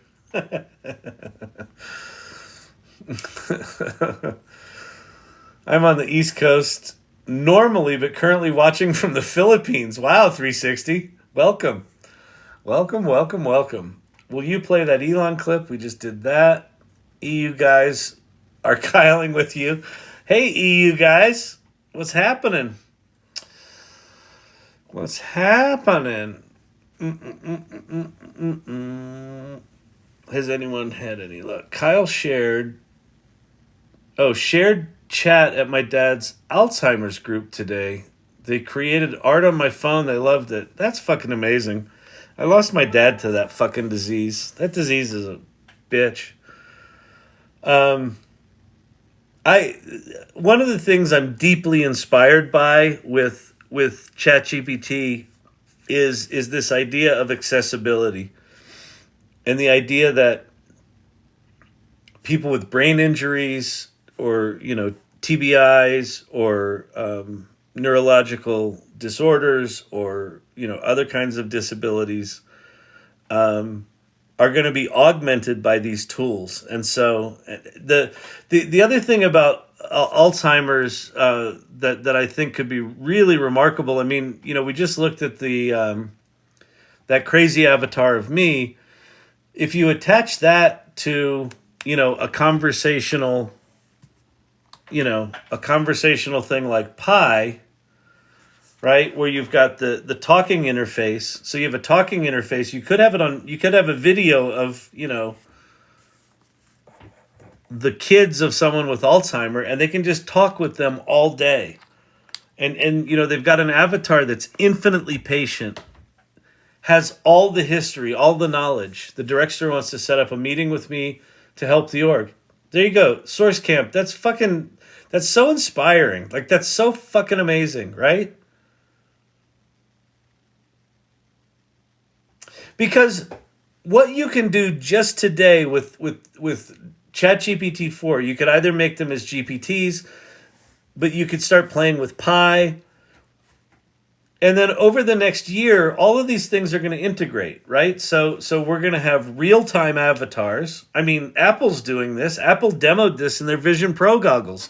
When you wear Vision Pro goggles and you join a Zoom call, what you get presented as is as your face talking with all your head, your eyes moving, your mouth moving.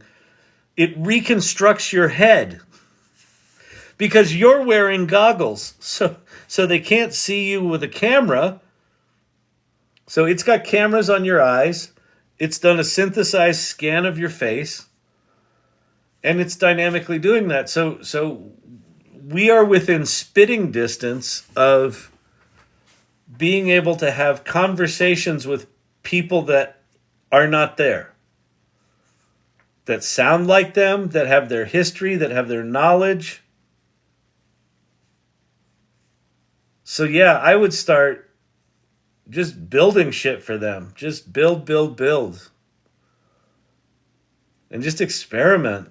Like it just feels there's just so much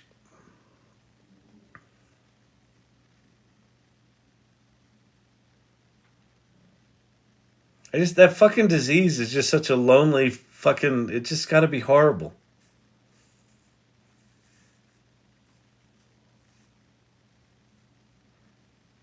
And imagine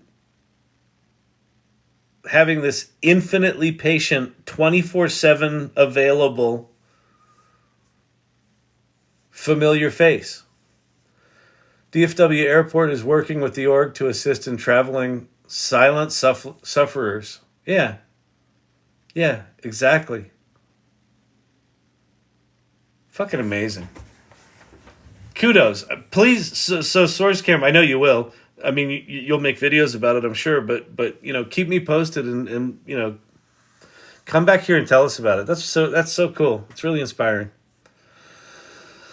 This group is so fucking cool. I'll share it in the salon. It's distinctly a me GPT, though. That's great. That's awesome. Listen, that's what I'm saying. These GPTs can be anything from like a disposable throwaway, here's a GPT of a conference call, all the way to really sophisticated things and everything in between. Like, I don't think that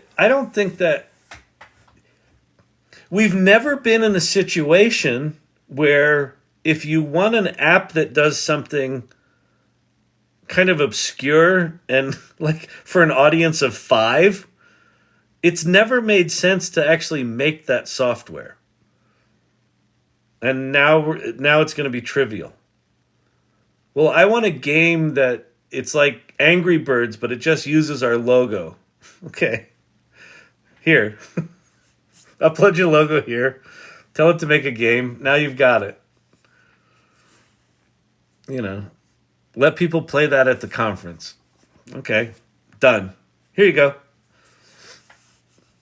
And it's funny. It's like something like that where you've got sort of casual application development. You're like, well, that's going to take jobs away from programmers. Well, no, that particular use case, you'd have never hired a programmer to do it, right? If you're doing throwaway application development, you likely wouldn't.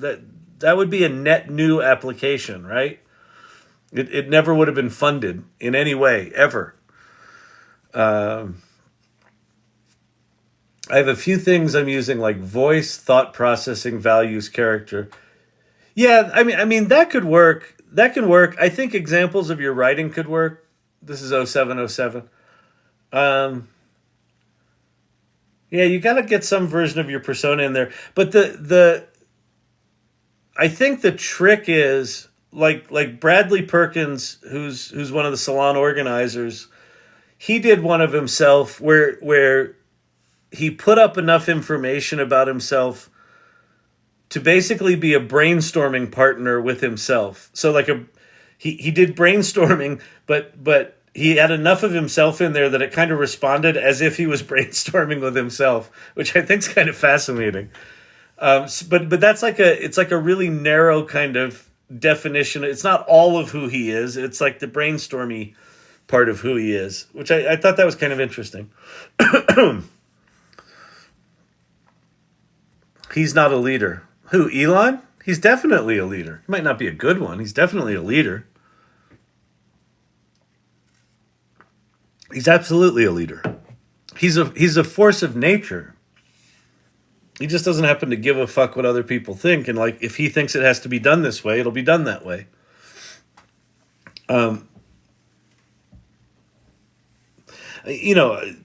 Leadership's a funny thing, right? You don't have to be liked. You don't have to like it. Having a point of view is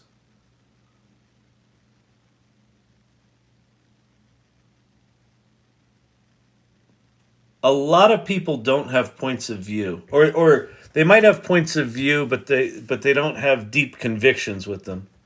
The thing that I respect about Elon is he's got deep points of view, and he's incredibly committed to them. He made $200 million when he sold it was PayPal he created, right? He made $200 million, and he spent, I think it was $60 million starting up Tesla, and $140 million starting up SpaceX. He took all $200 million and said, I want to reinvent, basically energy, right? Tesla is not a car company, it's a battery company. And he said, we've got to be multiplanetary. And he started SpaceX with that vision in mind. And he bet it all. That's some deep fucking conviction.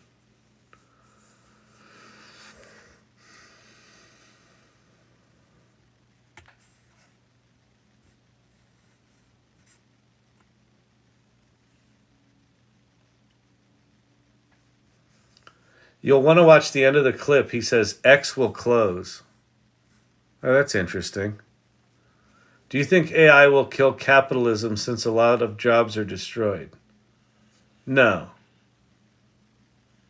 The amount of jobs that are going to be created are going to be insane. I think there's going to be a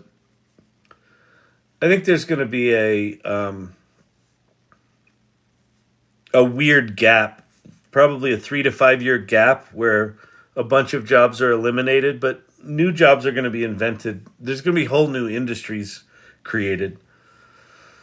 Taking my comment out of context, someone said he wasn't actually... Oh, wait. I didn't see what that said. It wasn't pinned long enough. Can AI be proactive? I don't know if I like having to do all the work. Actually, it can. So, Ashu, that's... Wait, taking my comment out of context, someone said he wasn't acting like a leader. Oh, I see. Oh. I suppose he's not acting like a leader. But what does acting like a leader mean? I mean, the previous president didn't act like a leader, right? So he's like a tempestuous little child, and that's what Elon did there. I mean, it is a clear point of view that if you want access to his audience, you're going to play by his rules. He might not have done it delicately. I mean, is it acting like a leader? It's not acting like a leader like we've been taught leaders should act like. But I would argue that he's at least acting like he has a point of view, a very clear one.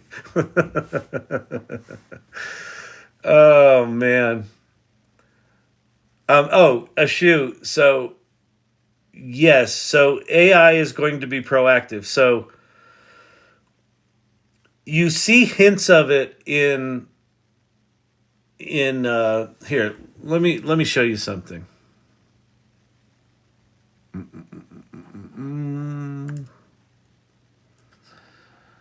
There are little hints of autonomous agents in ChatGPT. Oh, look. It got a birthday hat. Did they give us any new toys? What's this? Oh, that's not got anything to do with anything. Okay, I'm going to click on this. I'm going to go find a CSV file.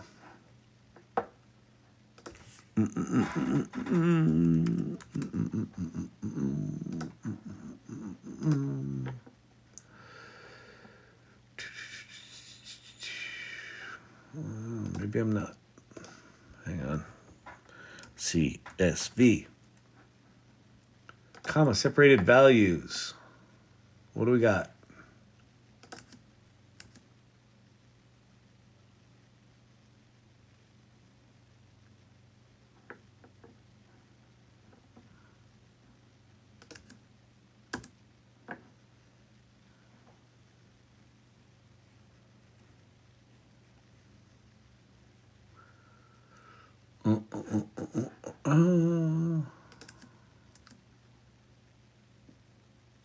I'm just trying to find a CSV store listing.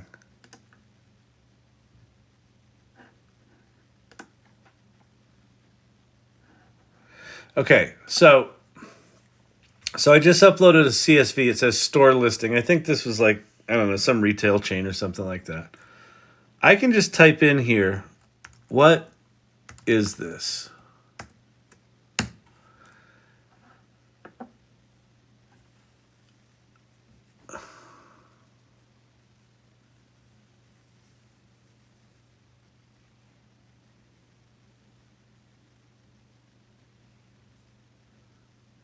Would you like me to open and review the contents? Yeah, so it says, I can see what it is. Do you want me to open it and look at it? So I'll say yes. And so now it says analyzing. And so what it's doing is it's writing and executing Python code to open the CSV file and analyze the data. So it pulled in the data here. It says the CSV file you've uploaded contains a list of stores. Here's a summary. There's the store name, the city, the address, the operating hours, and the phone number. If you have specific questions, I'm going to say, what could I do with this data? ? In fact, come up with something interesting you can visualize and make me a pretty chart. So this is increasingly where these tools will go. So they will become agents on our behalf. And the AGI stuff that is rumored that they're talking about is these things can take action. So the GPTs that we made tonight, you can do those via the API as well. And you can have an agent that actually generates other agents, or assistants they call them. And then you can have those assistants talk to one another. And so the implications of that, David Shapiro, who I recommend a lot on this channel, is a guy who, one of the open source projects he's working on right now is a project called Agent Swarms. And so the agent swarms are, you have one agent that generates other agents, and then you basically give the first agent a goal. And then he says, based on that goal, I need an agent that's going to find me flight prices, and another one that's going to find me hotel availability, and another one that's going to look at your calendar, and another one that's going to look at your wife's calendar. And it generates all of these agents that all have their own jobs, and then they all talk to one another. And they go do stuff on your behalf. So I think we will increasingly see these tools get more and more proactive. So hang on to your laziness. It will be rewarded shortly. Any ideas how this could be used for language learning? I'm an ESL teacher. What's ESL mean? Yeah, Elon is definitely a leader. I don't know what ESL is. Something... I don't know what ESL means, but yeah, so yes. Here, watch. Any ideas how this could be used for language learning?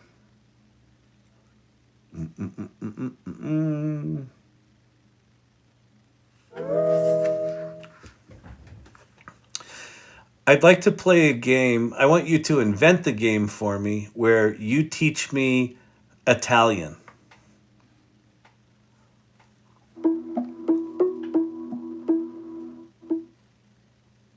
Ooh, love this idea. Let's call the game Italian Adventure. Here's how it works. I will give you Italian phrases and vocabulary to learn, and then we'll practice using them in conversations. You can ask me questions along the way to deepen your understanding of Italian grammar and culture. We can even role-play scenarios to practice using the phrases in real-life situations. Sound fun? Sounds awesome. Let's go.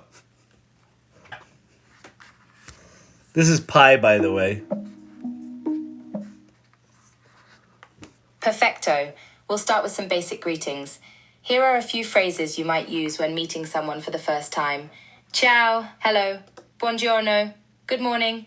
Buonasera, good evening. Piacere di conoscerti, pleased to meet you. Come stai, how are you? These are essential phrases that will help you start any conversation in Italian. You know what? Rather than learning Italian, I think I just want you to translate for me. So I'll say something in English and then you repeat it in Italian without repeating the English, okay?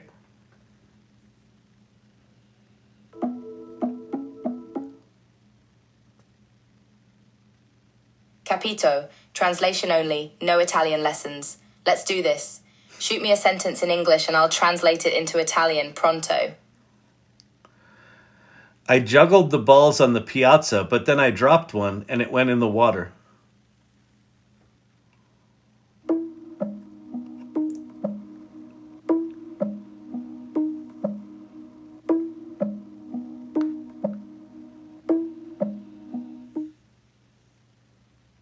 Ho giocolato le palle nella piazza, ma poi ne ho fatta cadere una e finita in acqua. Translation: I juggled the balls in the square, but then So yeah, so you can do that. You could make games. You could make a GPT.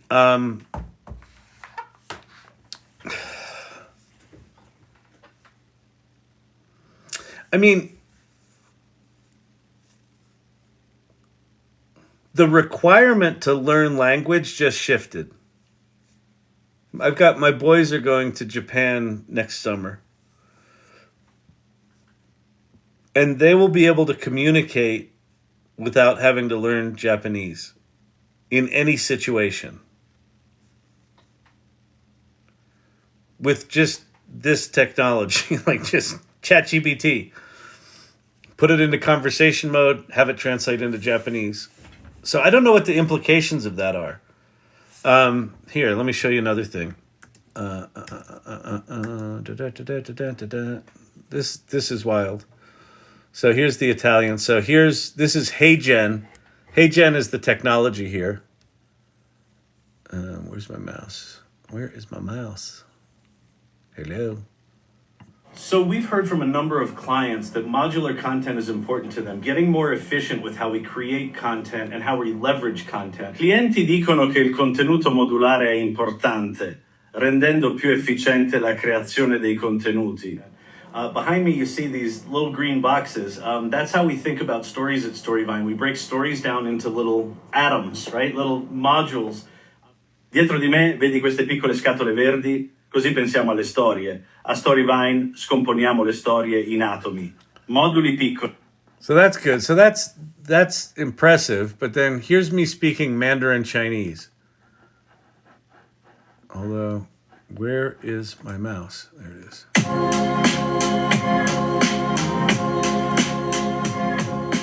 23日会议讲是什么样子？我将分享人工智能及其实现的许多知识。我将分享我们目前的内容模块化方法，以及我如何扩展该产品和功能机的经验和策略。And then you're like, yeah, but is it any good? Well, I got this video.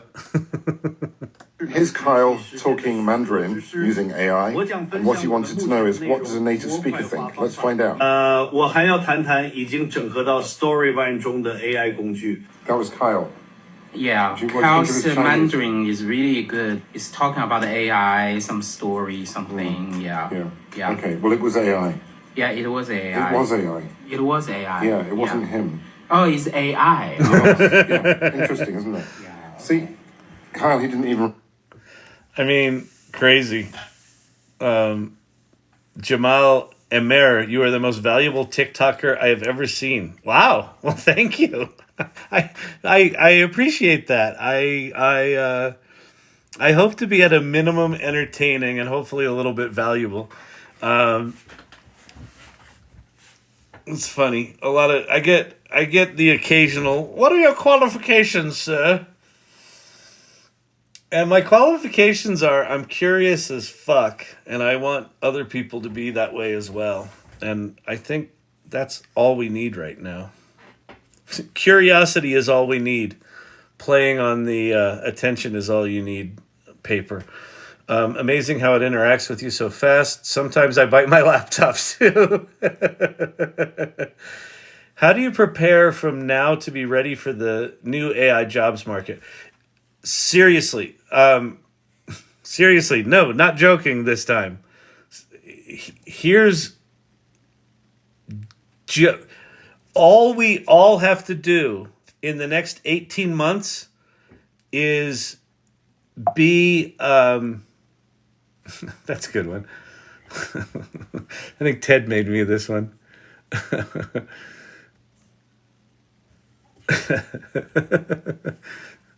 All right, at 10 after 2. Oh, it's almost 10 after 2 right now. It's exactly what time it is. That's really funny. And that's how tired I am. All any of us have to do in the next 18 months, probably 18 months. After that, I think it gets more complicated. But in the next 18 months, if you can spell AI, I'm half kidding. you're gonna be able to get work and find work. Oh wait, here's a comment in Japanese. I should be able to translate that. Yes. How does Japanese feel? Well, I can do Japanese here. I'll do Japanese in ChatGPT.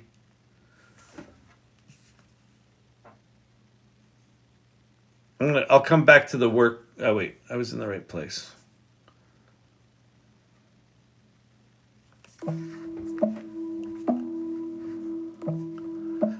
I want you to act like a translator for me. Can you help with that?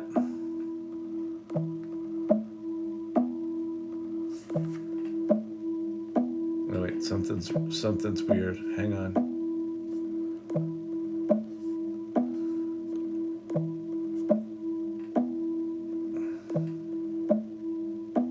I quit that app. Why is it doing that? Oh, this must be Pi. Ah, that's what it was. Okay.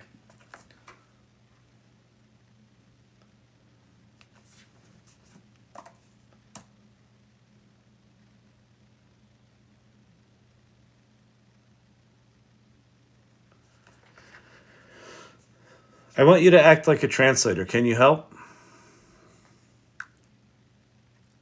Absolutely, I can help with translation. Just let me know which languages you're working with and what you need translated. Go ahead when you're ready.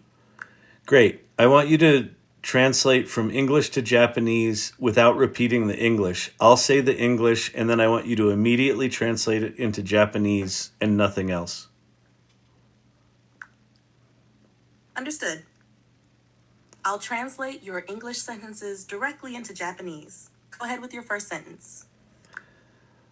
There was a large moth flying around near the lantern, but now I don't see it anymore.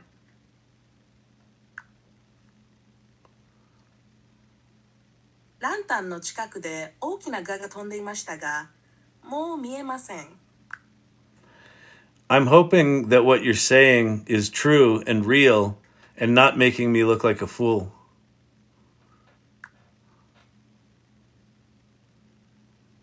あなたが言っていることが本当であり、私を愚かに見せないことを願っています。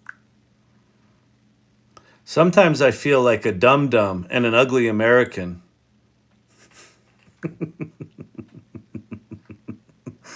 時々、愚かで醜いアメリカ人のように感じます。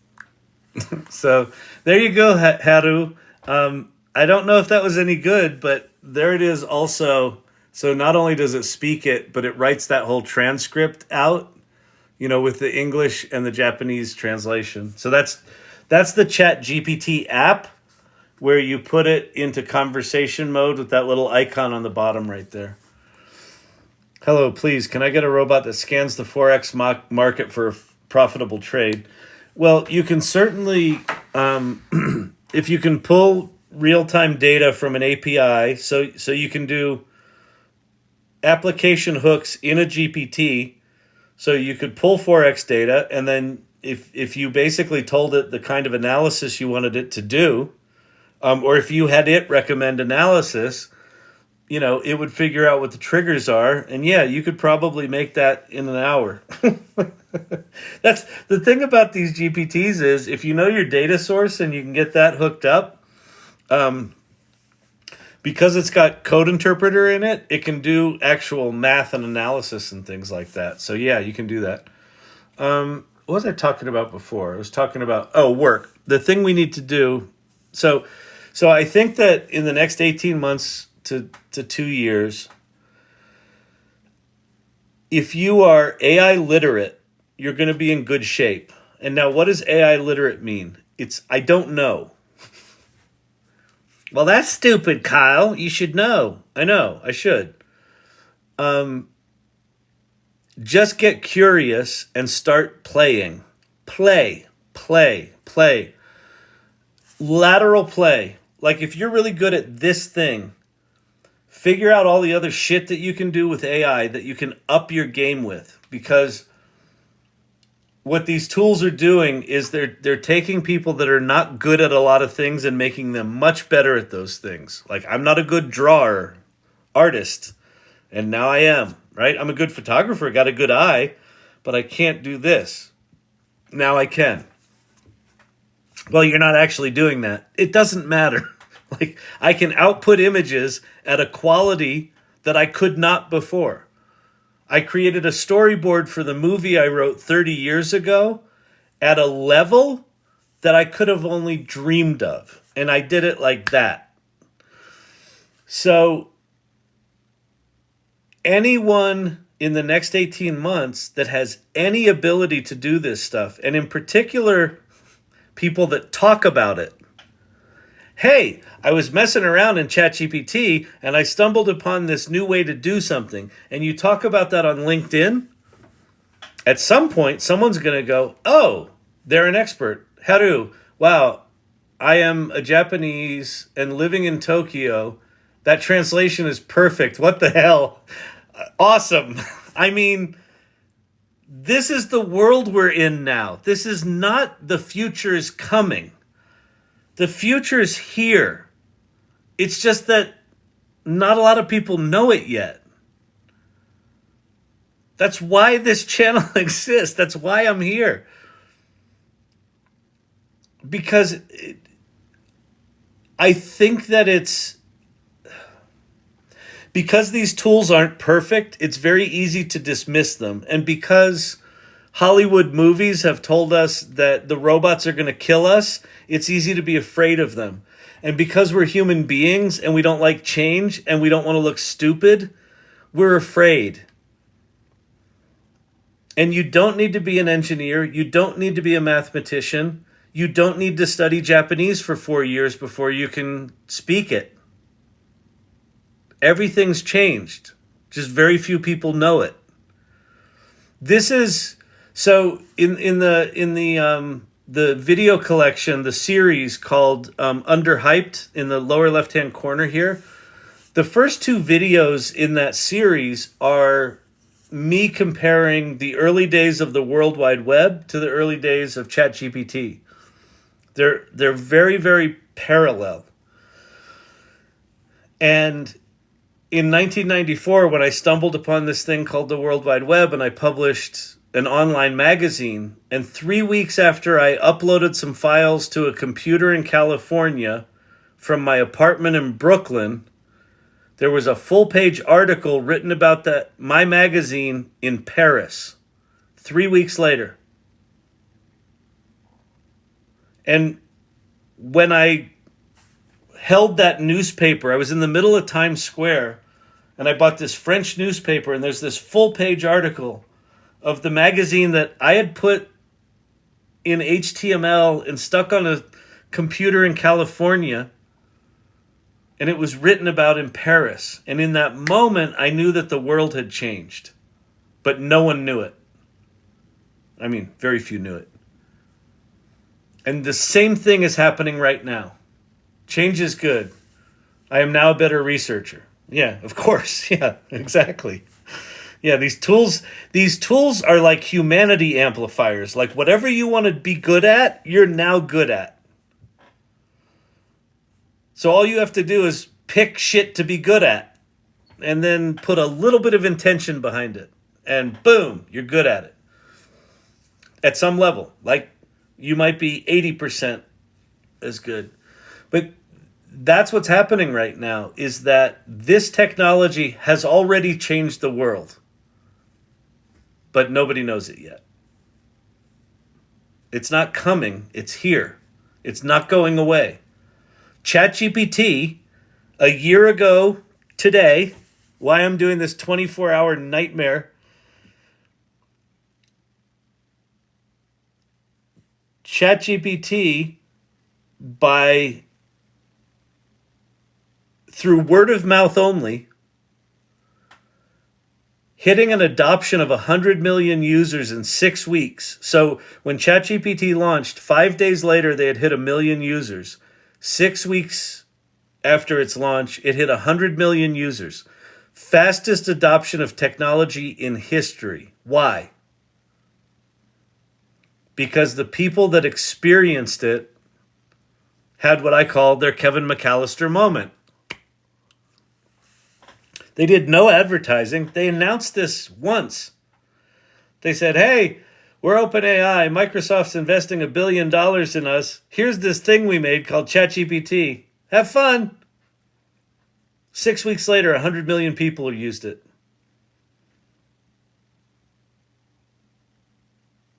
Companies are still trying to catch up. Google has not caught up. Amazon has not caught up. Apple has not even tried. Grok is maybe as good as ChatGPT 3.5. And it's not out yet.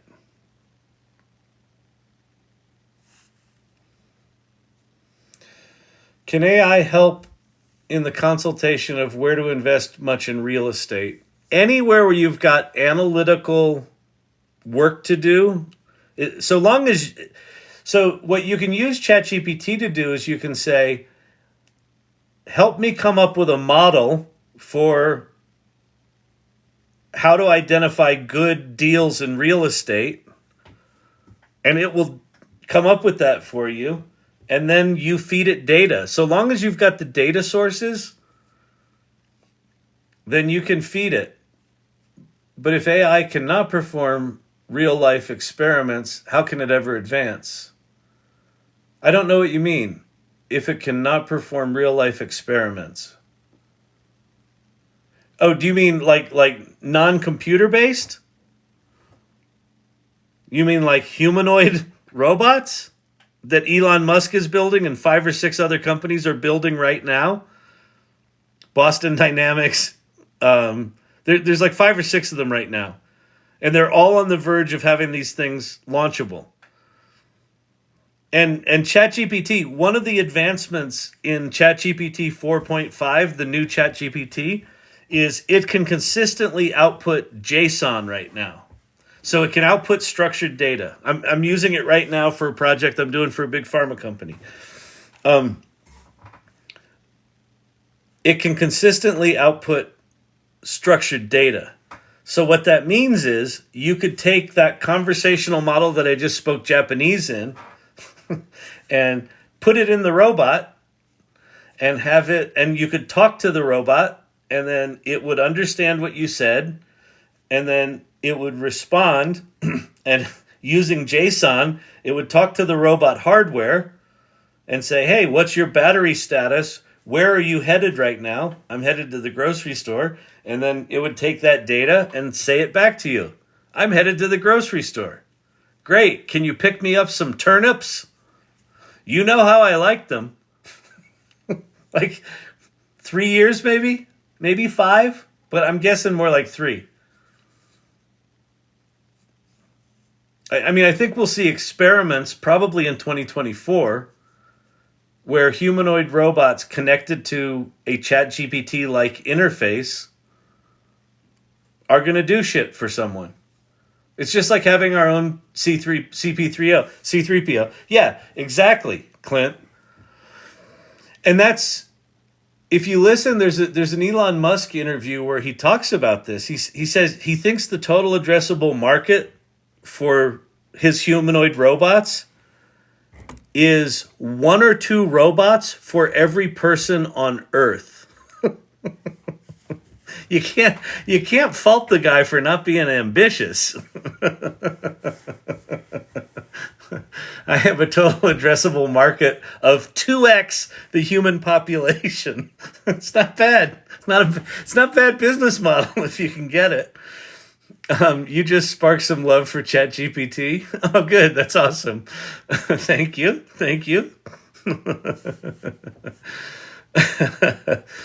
Oh, man. What's ChatGPT for? It almost answers everything. Yeah. It's so GPT, it's actually important to know what those 3 letters mean. The G stands for generative, meaning it's generating. The P stands for pre-trained, meaning it's been pre-trained. You don't have to bring your own data. It's been trained on as much of the public internet as they could get their hands on, basically. And then the T stands for transformer, which is the technology that allows it to be trained on all the internet. So what you have, and it's called a large language model. I think this is not talked about enough. The way that they discovered neural networks is they basically tried to copy how our brains are wired, right? So how the computers actually connect with one another is modeled after how our brains work. And then how they trained this thing was they said, hey, let's go get all the words that people said and jam them into this thing in this very particular way with this thing called a transformer. And what the transformer did was created a large language model. Well, what else is a large language model? Us. So when you interact with these things, my experience with it is it's more like interacting with like a really an incredibly well-educated intern that has no common sense. That's kind of what it's like. It is akin to talking to a remote employee. Like it's kind of interesting and ironic that we had the COVID lockdown where globally we learned how to work remotely, right? I was one of the people that was like, well, we can't really work remotely. You need people. And I still believe that. But we were forced to interact with each other virtually, like at scale. And so now we're good at that. Okay. When I interact with ChatGPT, it feels like I'm interacting with a remote employee because it's a conversation. It's not a prompt and then I get an answer. It's a conversation. Let's see. My 22-year-old son is living in Texas and wants to find the best AI and Python course. There's a bunch of free ones that just came out. I mean, quite honestly, like course. Oh, with an expert. Wait, with an expert human. So there's a bunch, like MIT just put one out, Stanford put one out. There's a bunch of courses that have just been put out for free. Google put out like 10 different courses. There's a bunch of them out there.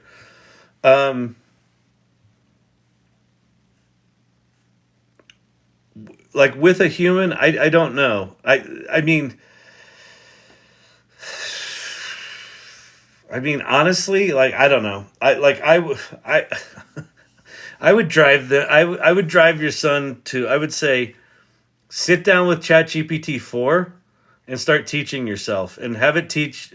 He should basically be hanging out on Reddit and hanging out in the open source communities. He should be playing with LangChain. He should be playing with all of the open source like Llama 2 models. He should just start playing.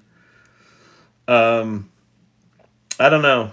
I don't know. I don't have a good recommendation for a course. But like right now, things are changing so fast. I would just say dive in. Would you recommend to have a data analyst background before making your way to AI engineer? I don't know what kind of engineering you want to do. Like, do you want to create large language models and create the base models, or do you want to use things like ChatGPT to do things? Or do you want to do like AI operations? It depends on what you want to do. It's too broad a question to, I don't know. I don't think it can hurt to have a data analysis background, but have you played with Code Interpreter in ChatGPT? Have you played with the data analysis that ChatGPT can just do for you now? Like, if you haven't, you need to go play with it. I think having a data analysis background would help you use that tool better, but I have a degree in fucking acting, and I'm doing data analysis now. Source Camp, what a perfect fucking statement. I'm an English major with zero technical background. I can code, analyze, etc. Exactly.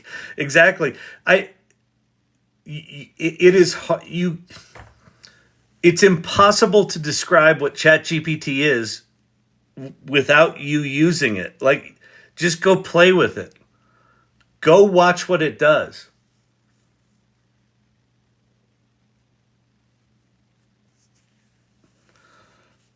Yet we are evolving faster than an American geography. I don't quite know what that means. Evolving faster than American geography. You mean people outside of America are evolving faster? That might make sense. Can it create a gaming app or an app? Yes. Yes. Just here, watch.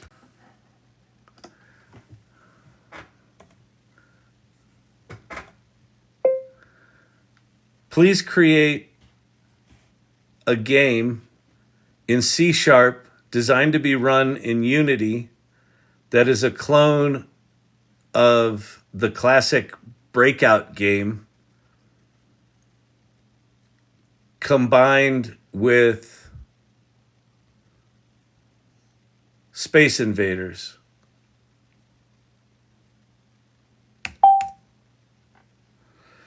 Setting up the Unity project. So it tells you how to do that. Designing the gameplay, the breakout mechanics. So now it's doing the, as a user, the game should. So it's designing the game.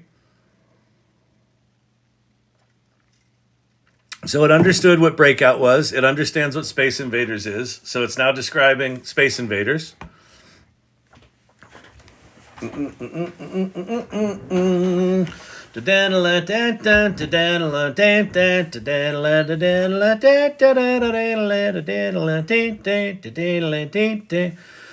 Combining mechanics. ChatGPT's slow because everybody's using it because it's the birthday. The birthday boy. Polishing the game, C# scripting basics, building and testing, resources, Unity documentation. All right, enough designing it. Write me some code. Write it, please. Creating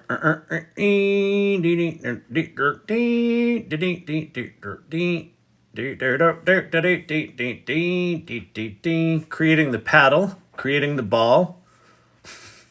So it's taking its own instructions now. It's writing the components in C#. Now you can take these over to Unity and start playing them, right? And it'll tell you how to do that.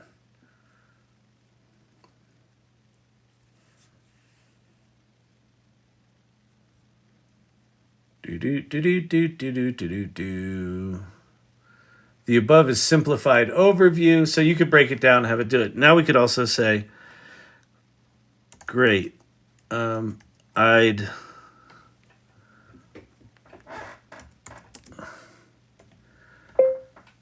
like you to help me design a series of sprites for the game that are inspired by Angry Birds, but use hedgehogs and turtles. I'll leave it at that. Now it should just start drawing something. There you go. Creating image. So yeah, we'll see if it comes up with anything good with the images. But I asked it for video game sprites. I'm not having to prompt it. So yes, it can make games. Now, can it make them autonomously? Not yet. Although there is a project right now, I forget what it's called, where it creates all the employees of a game company, and you tell it the game to make, and then it generates. So, look, there's our sprites. So there you go. Boom. Bing, bang, boom. She got me there like Mrs. Buttersworth. Bing, bang, boom.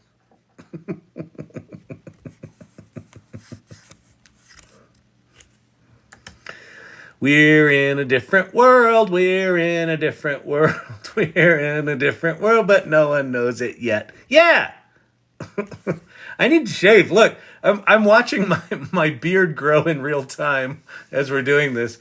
I have a question. Why are there 135 people in here at 2:30 in the morning Denver time. I'm hoping you're all in Europe.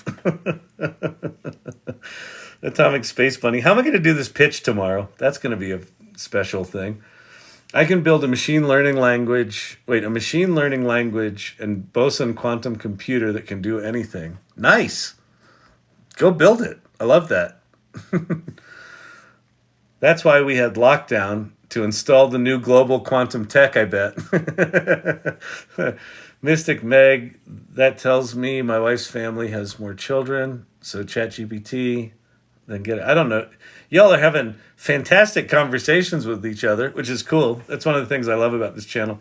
How can I access GPT-4? It says they're putting it on hold, joining it on hold. Yeah, you just gotta wait. Sign up for the wait list. Technically, you can access ChatGPT-4 at copilot.microsoft.com. So that's Microsoft's version of ChatGPT. It can generate images. It is GPT-4 as the base large language model, but it's not as good as ChatGPT, unfortunately.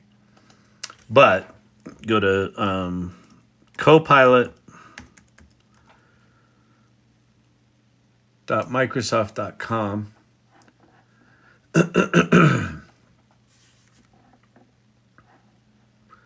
And this is it here. Oh, sorry. And so this is, you can put it in creative mode, balanced mode, precise mode. You can say,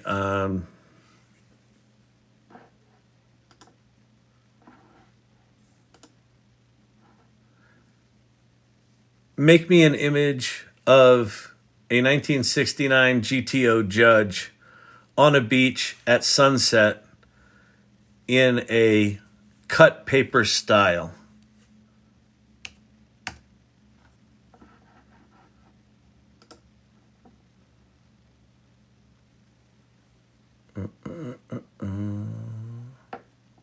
I'll try to create that.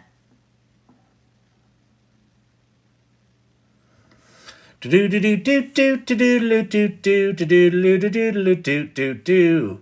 have any insight on what's next for ChatGPT? It's all speculation.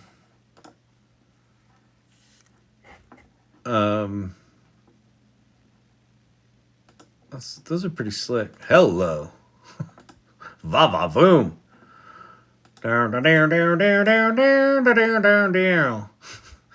Hot dude, hot chick, hot car. Oh yeah. 69 GTO judge. Oh yeah. We're all in Denver now. Yes, Portugal. I'm in England working from home. Nice. Do we have any insight as what's next for ChatGPT? Well, where do I go with this? From what's been announced, so they just rolled out this GPT 4.5. So the true multimodal ChatGPT has been rolled out. And so that's the current one that's there. One of the things that's coming is they're going to let people sign up for it again. One of the other things that's coming is a GPT store. So these GPTs that we can make, they're going to provide a store where you can sell them, and then they do rev sharing with you. So those two things are coming. It seems pretty apparent that something they've developed internally is very, very powerful. And it could be GPT-5. That could be what they're calling it. It could be this thing they're calling Q-Star, which might just be a red herring, or it might just be the model that they're using that sits on top of ChatGPT or the GPT-based model. That looks like it has gotten dramatically more powerful. So if that's the case, I don't know what that means and when it comes out. The things that are still missing from ChatGPT right now are anything resembling video and real audio, and some of the autonomous things where it can take actions on your behalf. I think all of that stuff will be coming, but I sense that something happened in OpenAI where they made a big breakthrough where they might really slow roll that. So we may not see anything dramatically improve for a year or two. But I think Sam Altman is also a believer in getting the technology out in a smart way, but getting it in the hands of the public so we can determine where the safety boundaries are. So that would argue that maybe it comes out sooner than later. I don't know. I mean, quite frankly, I think that the ChatGPT that was launched last year, GPT 3.5, I could probably spend the next 5 years trying to figure out how to exploit that, how to use it. And the GPT that just dropped 3 weeks ago, I don't even know where to begin to know how to use it. So imagine you make your own GTA 6 before GTA 6. So hey to Jaja. I like your name. Hey to Jaja.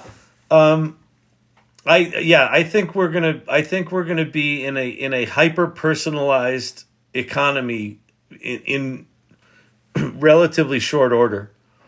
I think in 2024 you're gonna be able to speak AAA quality graphic games into existence. I don't know that the gameplay will be AAA quality, but the graphics probably will be. Because I would be very surprised if Unreal Engine 5 didn't have a generative AI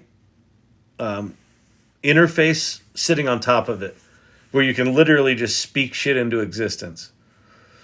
And it's all procedurally produced and, worlds that you can navigate through, and then you can drop in objects that are playable just by talking them into existence. I would be surprised if we didn't see that in 2024. So yeah. And I mean, I really do think we're gonna get to the point where you can say I want Grand Theft Auto 6, but I want to be driving an F1 car, and I actually want to go race against other people in F1 cars, on the Barcelona track, and then you'll just go there and do that. Dallas, Texas, 3:38 a.m. What am I doing? I'm right there with you, buddy. 2:40 a.m. What am I doing? What have I done? It's almost evil. Toner formally quit OpenAI yesterday. Yep, she did. Well, yep. I mean, she was out. It was clear that she was out. They need to release Q-Star. Well, they need to tell us what the fuck Q-Star is. And if it exists. If it's anything like David Shapiro explained it, or any of these papers are explaining it, it's pretty fucking remarkable. She still won't say why she voted to oust Altman, but says it wasn't related to advances in GPT AI. Yeah,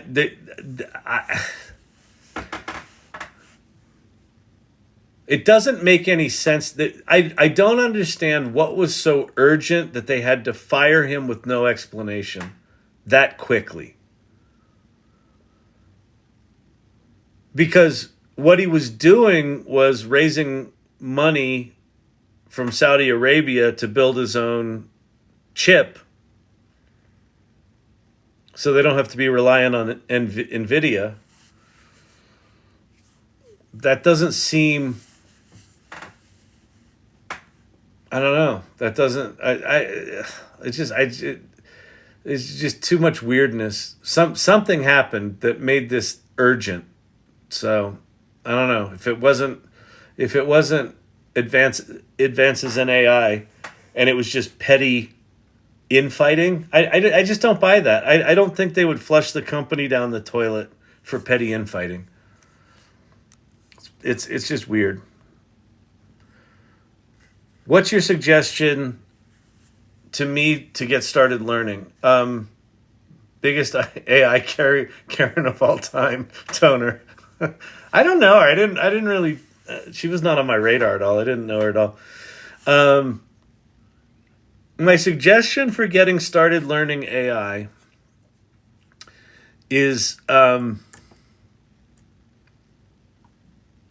just get curious. Start with ChatGPT. Go explore other things. You know what I'm going to do? All right. You. So I would start with ChatGPT. I personally don't think you need more than that. I mean, do you download it from Google Play or Apple Pay? No. So here, we're gonna get you started, Gina girl.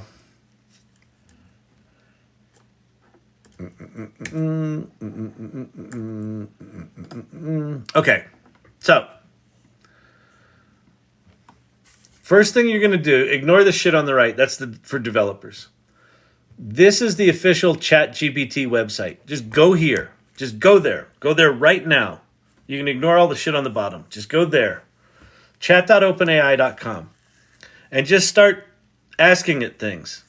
Ask it to write you a poem, write you a computer program, write you a project plan, answer some historical trivia thing. Just thoughts on Kriya. Kriya is pretty amazing. So just start there. Now what I'm going to do is I'm going to show you a bunch of slides that I want you to screenshot. All right? So screenshot the slides.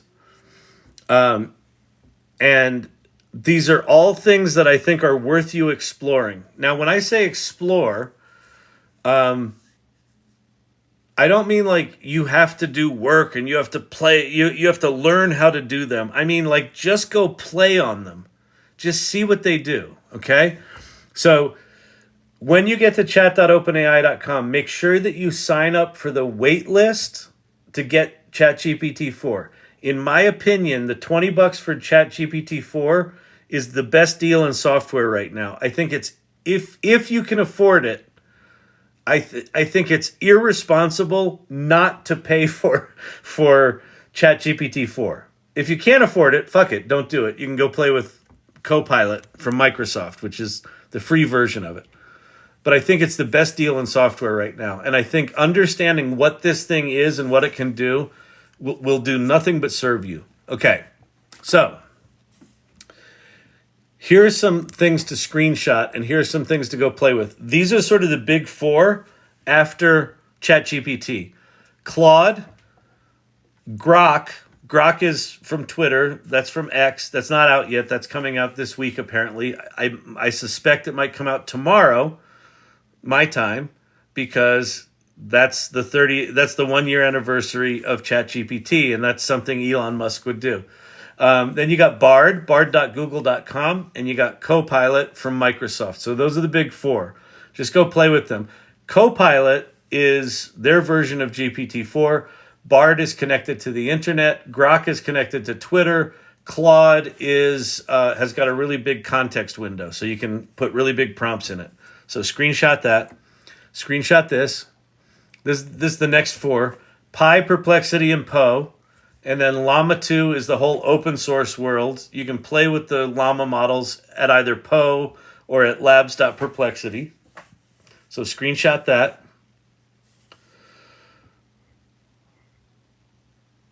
Oh, yeah, Gina Girl. Yeah, there is an official ChatGPT app, but make sure you get the one from OpenAI, as Clint Copperhead says there. There's lots of scammer apps out there. Here's image creation tools, so screenshot those. So DALL-E 3 lives inside ChatGPT-4. It also lives inside Copilot, so that image of the car I just created was done with DALL-E 3 inside Copilot.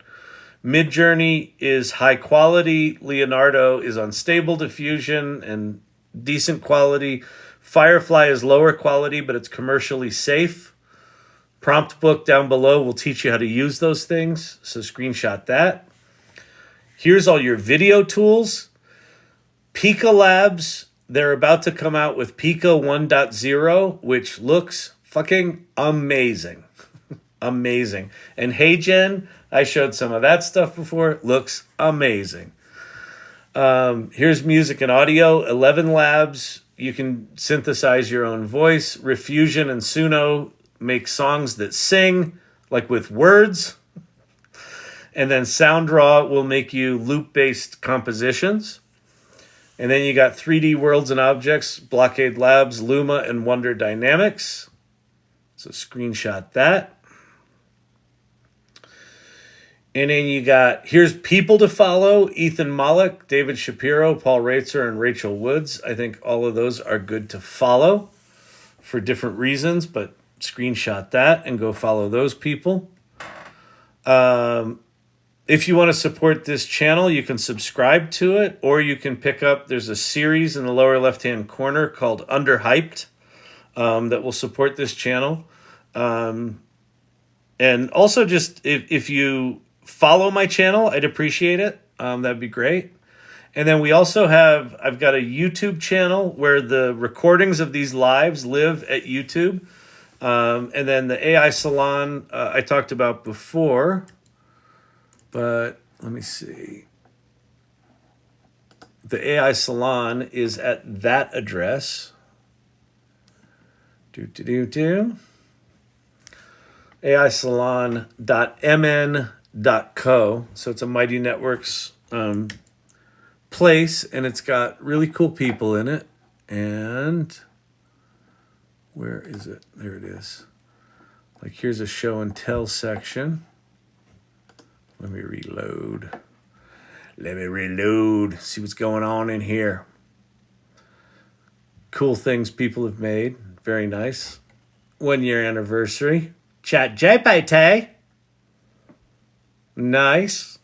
AI Salon, we have our birthday coming up next Tuesday. So you should all come to that. All right. That's about it. That should get you started, Gina girl. It's like 73 rabbit holes to run down.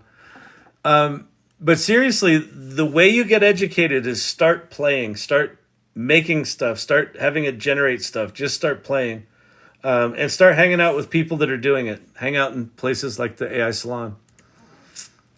All right. I hope that helps. That's how I'm feeling right now, people.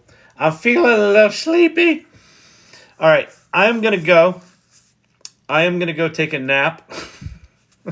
Already subscribed to you when I heard you start talking. Awesome. Fantastic. Thank you. I appreciate that a lot. What's the difference between Mighty Networks and Discord, please? So they are similar in that you can interact with other people. Discord is primarily designed for gamers, and it's geeky. It doesn't have threaded discussions. It doesn't have native calendaring.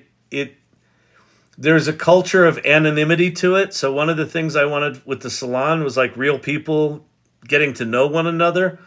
And so Discord, it's kind of against the culture there. And it's also just like you have to, it's like a whole different world, Discord. Mighty Networks is web-based. It's easy. It's got threaded discussions. You can post things and then comment on them. It's got calendaring built in. At some point, if people want to make courses there, people in the community are going to be able to make courses and have them all hosted there. So it's just it allows us to expand the community without sort of forcing people to use this really janky, essentially gamer kind of technology that it's just not user friendly. There's some things that Discord does that I like that we're losing. You're back, but you just had some really bad freezing up again. It's okay now, just a heads up. Okay, it's generally when I switch the cameras, it freezes up pretty bad. Cognitively Group, what's your best recommendation for SEO-related AI apps? I don't know anything about that world. Thanks for the nice live. Enjoy off time. Thank you.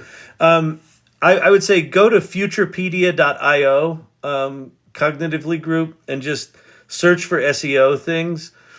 You might also explore some of the ChatGPT plugins. I know there are probably some SEO ones in there that might be worth playing with. A lot of the plugins are kind of shitty and unsupported, so it's a bit hit or miss. I think SEO is going to get completely upended. So I don't know the world at all. So unfortunately, I'm not a help there. But futurepedia.io, there's probably some things. I'm looking tired. You know why, Drew? Because I'm fucking exhausted. All right, everybody. Listen, this has been fantastic. Thanks for hanging out. What time is it now? It's 3:00. I think I'll come back at like 5:30. I don't know. I'm gonna go take a nap, but I'll just be back. Source Camp, Kyle, you're amazing. Hope you realize how loyal we are to you. Oh, that's really nice. I so appreciate that, Source Camp. We appreciate you. Gina Girl, thank you very much. I appreciate that. That's really, really kind of you to say. Matthias, thank you so much. Yeah, this is more your time, Matthias, right? You're in Europe, right? Bye, have a good nap. Okay, yeah, I'm going to go have a good nap. Ion China, can we add a new name to the irregulars? The A10 Warthogs? Absolutely. Why not? Listen, everything in this channel is just from people doing shit. So as people do stuff, if things resonate, they kind of bubble to the surface and love it. Kevin Palmer, I'm in Germany. Appreciate you. I've learned so much in a short time. Great. We'll keep coming back. All right. I'll see you in a couple of hours. Peace, everybody.